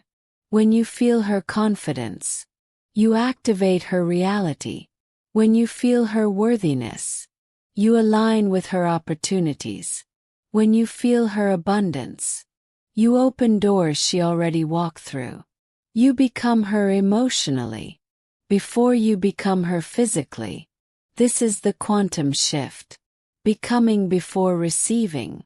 Not pretending. Not forcing. Not faking confidence you don't feel. But allowing tiny emotional pieces of her to live in you now. Identity frequency. Who you feel you are determines what feels possible. Here is a truth the world rarely tells you. Your identity, not your desire, creates your destiny. You will only allow yourself to receive what matches who you feel you are. If you feel unworthy, you will sabotage opportunities. If you feel incapable, you will avoid risks. If you feel not ready yet, you will delay movement. But when you feel grounded, capable, worthy, chosen, the path opens. Because you open. Identity is frequency. Identity is permission. Identity is the emotional signal your life responds to.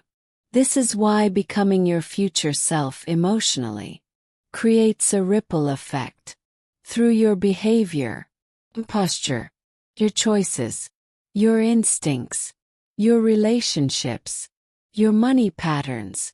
When your identity shifts, your world has no choice but to follow. Because the world mirrors you. Not the you you hope to be, but the you embody consistently. Becoming her. A soft guide for emotional embodiment. Let's walk into this with warmth. You don't need to fully embody your future self. Not in one day. Not in one meditation. Not in one quantum moment. You only need to embody one of her emotions today. Just one. Ask yourself, how does the version of me who has what I desire feel in her body? Does she feel calm, supported, grounded, open, grateful, assured, worthy, light, soft, steady? Choose one emotion. One. Now ask, how can I feel 10 seconds of that emotion? Right now. 10 seconds of alignment is stronger than 10 minutes of fear. 10 seconds of embodiment is stronger than 10 hours of hoping. 10 seconds of feeling is stronger than 10 days of thinking. This is how you quantum shift. With tiny emotional alignments that ripple through your entire field. Your identity changes. Your behavior changes. Your energy changes. Your path changes. This is not spiritual bypassing. This is energetic precision. A guided future self-embodiment meditation. Your quantum jump practice. Find a comfortable position. Soften your shoulders. Relax your jaw. Place a hand on your heart. And breathe. Inhale for 4. Hold for 2. Exhale for 8. Let your breath slow your mind. Let it soften your body. Let it open the inner doorway. Now imagine walking into a quiet space. A room, a garden, a mountain top. A place that feels safe for your soul. In that space, you see her, your future self, the version of you, who already has the love, the money, the clarity, peace, the alignment, the life you're calling in. She turns toward you, with a softness in her eyes. It says, I know how hard you've tried. I know how far you've come. I know you're ready. Observe her. How does she stand? How does she breathe? How does she carry her energy? What does her presence feel like? Now ask her gently, what emotion do you live in most often? Let her show you. Maybe it's calm. Maybe it's gratitude. Maybe it's confidence. Maybe it's joy. Maybe it's certainty. Maybe it's worthiness. Maybe it's safety. Allow that emotion to rise in your own body. Feel it move into your chest. Feel it soften your shoulders. Feel it expand your breath. Feel it lift your frequency. Feel it settle into your nervous system, like new truth. Now place your hand on your heart and repeat softly, I embody this now. I embody her now. I am becoming her now. Now let her speak to you. A message, a sentence, a whisper. Maybe she says, you're closer than you think. Or, trust this path. Or, you are safe to receive. Or, everything is aligning.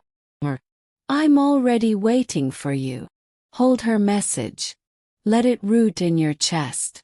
When you're ready, inhale deeply and exhale slowly. Bring your awareness back to your body. Back to this moment. Back to the version of you who is already shifting timelines. Simply through emotional alignment. This is the quantum shift. The moment you become her, the universe rearranges around you. Something incredible happens. When you embody your future self emotionally, you begin to act like her, speak like her, choose like her, protect your energy like her, create like her, move like her, and life recognizes it. Life says, oh, she's ready. Not because you proved yourself, because you became yourself.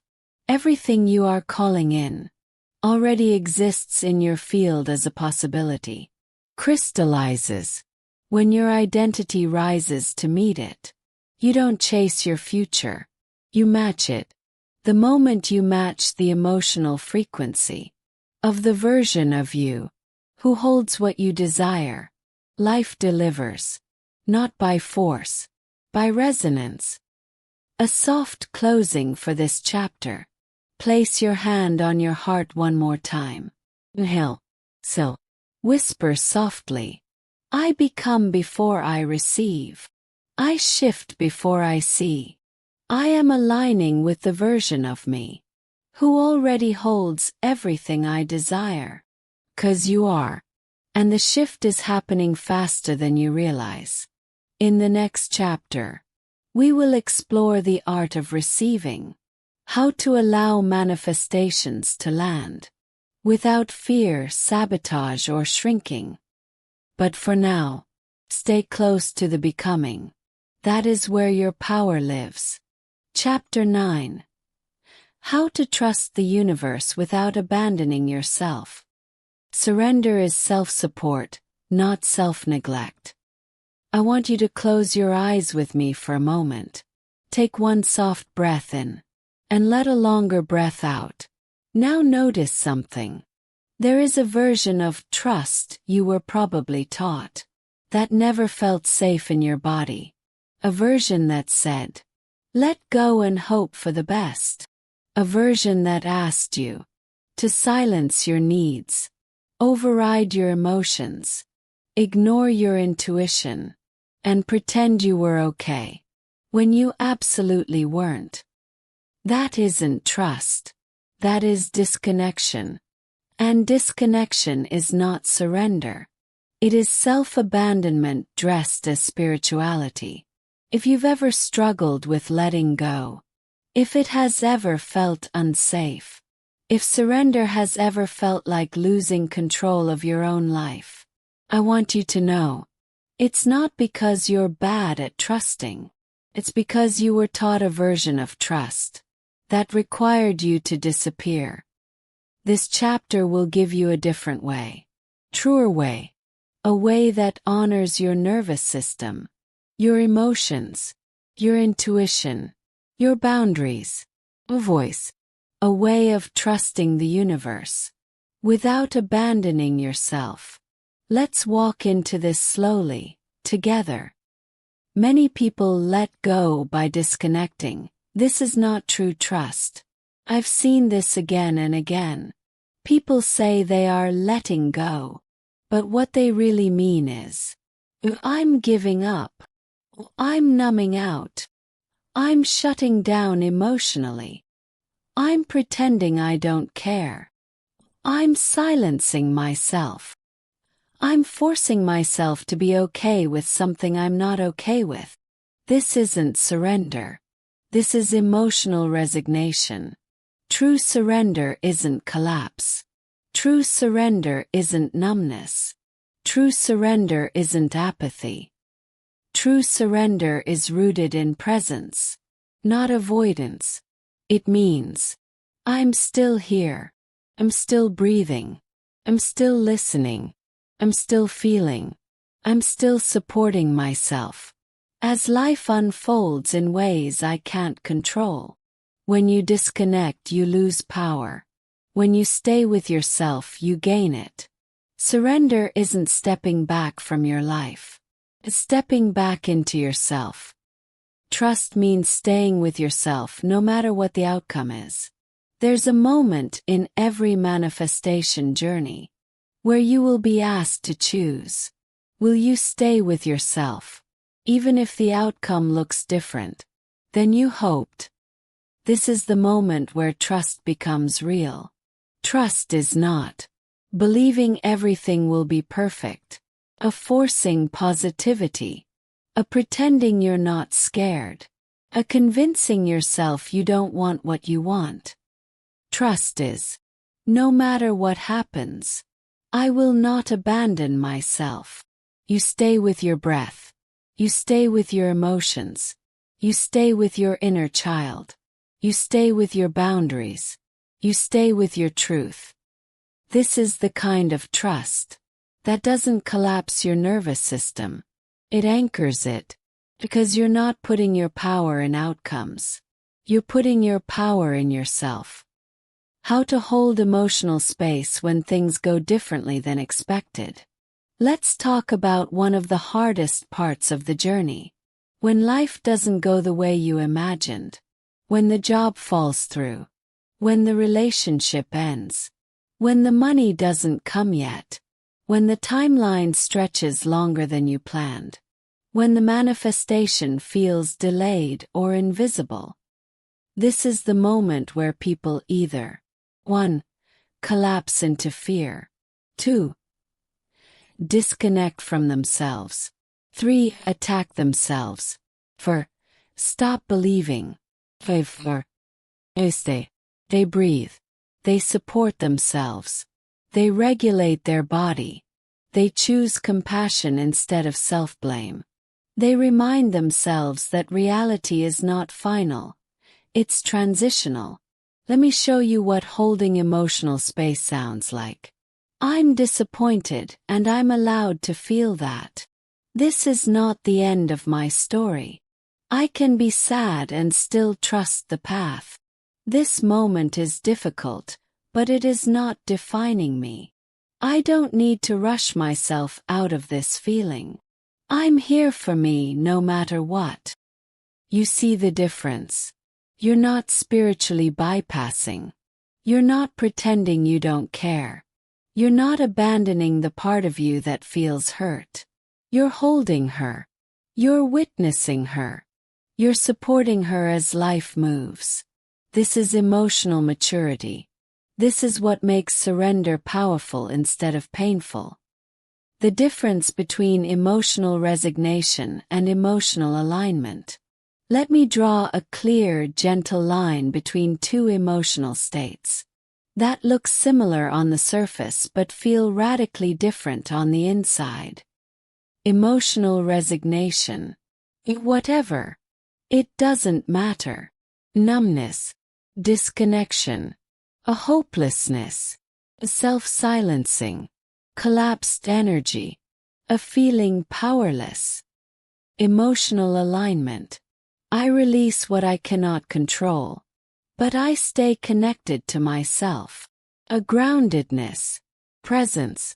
A calm openness. Honoring your needs. Regulated energy. A feeling anchored. Resignation is a shutdown. Alignment is a softening. Resignation removes you from your own heart. Alignment roots you back into it. Resignation is fear. Alignment is trust. When you're resigned, you shrink. When you're aligned, you expand. This entire book is teaching you to choose alignment over resignation. Softly, gently, slowly. Not through force. Through awareness. Reframing disappointments as redirections. Let's talk about disappointment. Not the motivational quote version. The real human honest version. Disappointment hurts. Because it represents a moment where your inner vision and outer reality didn't match. It's okay to feel it. It's okay to cry. It's okay to grieve. It's okay to be confused. It's okay to say, this wasn't what I wanted. But once the first wave settles, I want you to ask yourself a question that has guided me through every major turning point. What if this is not the end, but the rerouting? What if the job that didn't work out was protecting your energy? What if the relationship that ended was making space for someone aligned? What if the opportunity that fell through was redirecting you to something more expansive? What if the pause was actually preparation? Here's a truth I've learned again and again. The universe does not take, clears. It removes what's too small. It dissolves what's misaligned. It frees you from lower timelines. It protects futures you're not ready to see yet. Disappointment is often the doorway to a bigger alignment, not as a cliché, as a lived pattern of reality. You don't have to know how it will unfold. You only have to stay with yourself as it does. I want you to breathe these words into your heart. You don't need to know the path. You only need to stay connected to yourself. As the path reveals itself, that is trust, not blind faith, not passive waiting, not suppressing your fears. Trust is presence. Trust is staying grounded, even when you don't have proof. Trust is listening to your intuition, even when logic can't explain why. Trust is supporting your emotions, instead of abandoning them. Trust is knowing, I don't have the full picture yet, but I can walk one step at a time, without losing myself. You don't need certainty. Keep moving. You just need companionship with yourself. The soft art of trusting without collapsing. Let me give you a simple framework. A way to trust without letting your nervous system shut down. Whenever you feel afraid, uncertain, or disappointed, ask yourself these 3 questions. 1. What do I know in my heart? Not in your fear. Not in your wounds. Not in your ego. In your heart. There is always a truth beneath the panic. 2. What do I need right now to feel supported? Breath. A walk. Conversation. Stillness. Comfort. Rest. Reassurance. Trust is built through care, not force. 3. How can I stay with myself through this? This is the most important question. Keeps you anchored, keeps you present, keeps you connected, keeps you safe. Trust becomes easy when your body feels safe to trust.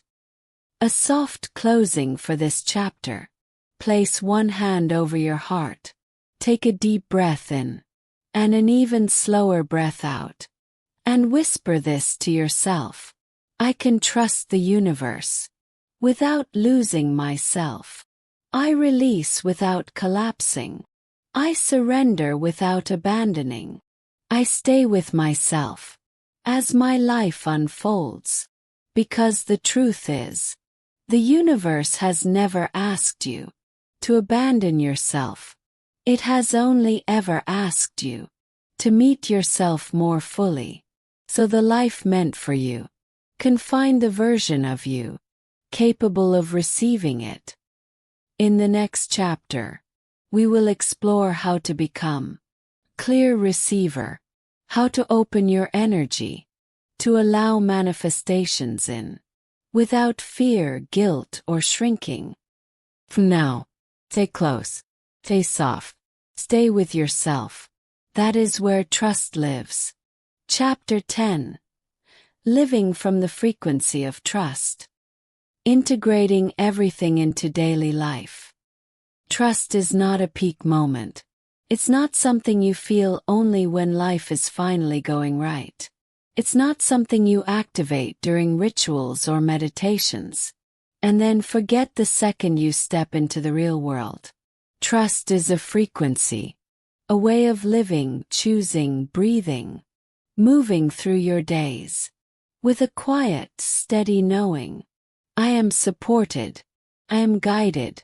I am creating my life from the inside out. This chapter is about bringing trust out of theory and into your everyday life through tiny shifts, soft anchors, and moments of awareness that slowly build into a new identity. Let's walk into this gently. You don't need to overhaul your routine. You only need to create emotional touchpoints that keep you connected to your creator state. Maintaining a high emotional frequency through small daily anchors. Here's a simple truth that will change your entire relationship with manifestation. Your future is created by the emotions you return to most often, not the emotions you feel once in a while. Which means your practices don't need to be dramatic. They just need to be regular. The small anchors are the ones that shape you. Anchors like pausing for 3 conscious breaths before checking your phone. Placing a hand on your heart when you feel overwhelmed. Whispering "I've got you" to yourself during stressful moments. Choosing a slower walk instead of rushing. Noticing one thing in the room that makes you feel safe. Taking 60 seconds to recalibrate your energy before meeting. Choosing gratitude for something tiny but real. These aren't tasks. They're reminders. Little returns to your inner home. When you do this consistently, your nervous system begins to stabilize. Your energy rises naturally. Your frequency becomes less reactive, more grounded. Trust becomes a baseline instead of a struggle. Moments of micro-gratitude. Noticing the sunlight already there. Let's talk about micro-gratitude. The kind of gratitude that doesn't feel forced. I want you to imagine sitting in a room with sunlight streaming through the window. Even if your mind is stressed, worried, or tired, the sunlight is still there. Soft, warm, consistent. Gratitude works the same way. You don't create gratitude. You notice it. Micro-gratitude is the practice of noticing the sunlight already present in your life. Tiny things like the warmth of your coffee, the softness of your blanket, a text from someone who cares, the breath that found you in a hard moment. The way morning light touches your floor. The fact that you're still here, still trying, still growing. At the quiet space you're reading this in. Gratitude is the fastest emotional elevator, because it shifts your focus from what's missing to what's supporting me right now. Your nervous system melts, your heart softens, your frequency rises. And here's the magic. Gratitude aligns you with receiving, because gratitude is the frequency of abundance already happening. You don't have to be wildly grateful. You only need moments of noticing. Micro-gratitude is sunlight for the soul. Let it touch you throughout the day. Journaling prompts to reinforce identity. Journaling is not about writing. It's about remembering. Remembering who you're becoming. Remembering the frequency you're choosing. Remembering the identity you're shifting into. Here are gentle prompts to keep you anchored in your creator self. 1. Who am I becoming? Let your future self speak through you. 2. What frequency do I choose today? Calm, clarity, openness, abundance, trust. 3. What tiny action would the future me take today? Phone call, conversation, a moment of rest, a boundary. 4. What am I ready to release that no longer matches my identity? Fear, rushing, self-doubt, overthinking, scarcity, people-pleasing. 5. What evidence of alignment already exists in my life today? Even the smallest thing counts. These prompts reinforce your inner world, so your outer world can follow. You're not journaling to manifest. You're journaling to align. And alignment is what manifests. The emotional loop. Support, calm, clarity, aligned action, trust. I want to give you a simple emotional loop that will guide you for the rest of your life. It's the loop that keeps your frequency high, without pressure or perfection. Goes like this. 1. Support. You anchor yourself. Breath. A grounding moment. A hand on your heart. This signals safety to your body.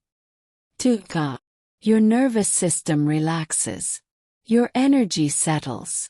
Your mind becomes spacious.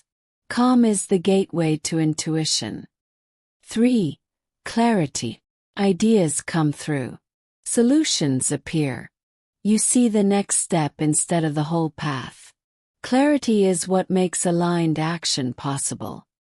4. Aligned action. One small step from presence, not pressure. Aligned action is the cause that shapes your effect. 5. Trust. You soften into the knowing. I've done my part, and life will meet me. And trust naturally leads you back to support. This loop makes manifestation gentle, keeps your emotional field steady, keeps you in your creator state, instead of the chasing state. Let me describe the difference. The chasing self. Rushed, anxious, overthinking, trying to control outcomes, a needing proof, checking constantly, a worried about timing, operating from fear. The creator self. Grounded, present, a responsive instead of reactive, a emotionally anchored, taking aligned action, a trusting how things unfold, focused on cause not effect, operating from calm power. Your job is not to force yourself out of fear. Just complete the loop. Support, calm, clarity, aligned action, trust. This loop is your compass now. Follow it every day. Living as the creator self, instead of the chasing self. Living from trust means you stop evaluating your life and start participating in it. You stop obsessing over results and start nourishing your energy. You stop trying to predict the future and start creating it. You stop performing and start becoming. You live more slowly, more intentionally, more softly, more rooted. Here are signs you're living as your creator self. You make decisions from clarity, not panic. You take small steps instead of waiting for perfect timing. You don't rush manifestation, you grow into it. You treat your body as your ally, not your obstacle. You choose presence over perfection. You celebrate microshifts, not just outcomes. You trust that if something isn't here yet, it's not time, not failure. You feel safe inside your own frequency. This is the emotional DNA of a person who manifests effortlessly. Not because she's lucky, because she's aligned. When your frequency becomes consistent, your life does too. A gentle closing message. Once you feel your future now, you've already stepped into it. Place a hand on your heart. Let your breath deepen. And listen closely. You do not need to chase your future. You only need to feel into the version of you who already holds it. Once you feel your future now, in your breath, in your body, in your frequency, you've already stepped into it. You've already shifted timelines. You've already activated alignment. You've already tuned your signal to the reality you are becoming. Your future is not something you get, someone you remember. And every moment you return to trust, you return to her. So live softly, live intentionally, live with the quiet assurance that life is not happening to you. It is responding to you. You've stepped into a new frequency. Stay with it. Water it. Let it guide you. Your future is already forming in the unseen. And now, so are you. Epilogue. You are becoming the one who receives. I want you to pause here with me, just for a moment, just long enough to feel your own heartbeat beneath your hand. Everything you've read in these pages has been guiding you toward one truth.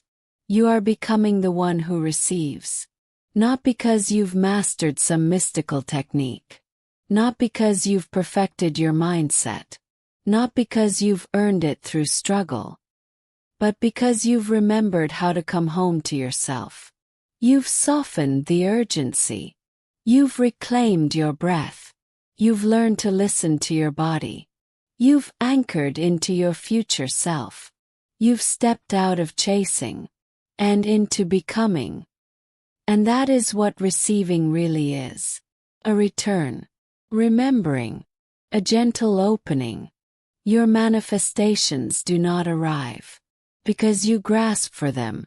They arrive because you've learned how to hold space for what you desire, without abandoning the parts of you that are still learning to trust.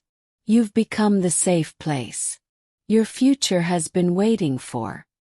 Whenever life feels loud again, and it will because you are human, come back here, to your breath, to your body, to the quiet warmth in your chest, to the part of you that knows. Even when you forget, you don't have to force the path. You don't have to control the timing. You don't have to be perfect to be worthy. You only need to stay close to yourself.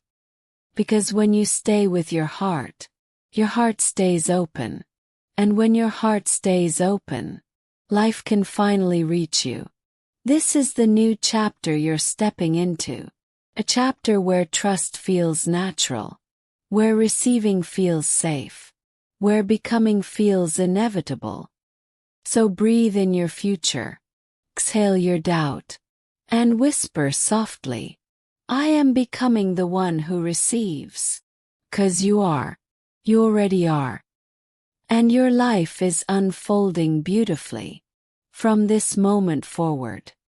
If this book has touched something inside you, come walk a little further with me. If you've felt your heart soften, if a sentence stayed with you, if a chapter felt like it was written exactly for the version of you reading it, I'd love to keep journeying with you. You can follow more of my work, both the full ebook and the audiobook versions of The Frequency of Trust, over on my YouTube channel, The Mindful Chapters. It's a space I created intentionally, like a quiet room in the middle of a loud world. Place where you can breathe deeper, reset your energy, and return to yourself again and again. There you'll find soft, mindful audiobooks you can listen to while you rest, gentle teachings on emotional frequency and manifestation, guided meditations to calm your nervous system, energy psychology tools you can use in 10 minutes a day, conversations that feel like warm tea and honest truth. If this book supported your heart in any way, I promise, the channel will feel like a continuation of that same softness. Come join me there. Let's keep growing together gently. YouTube, The Mindful Chapters. I'll be waiting with open arms and an open heart.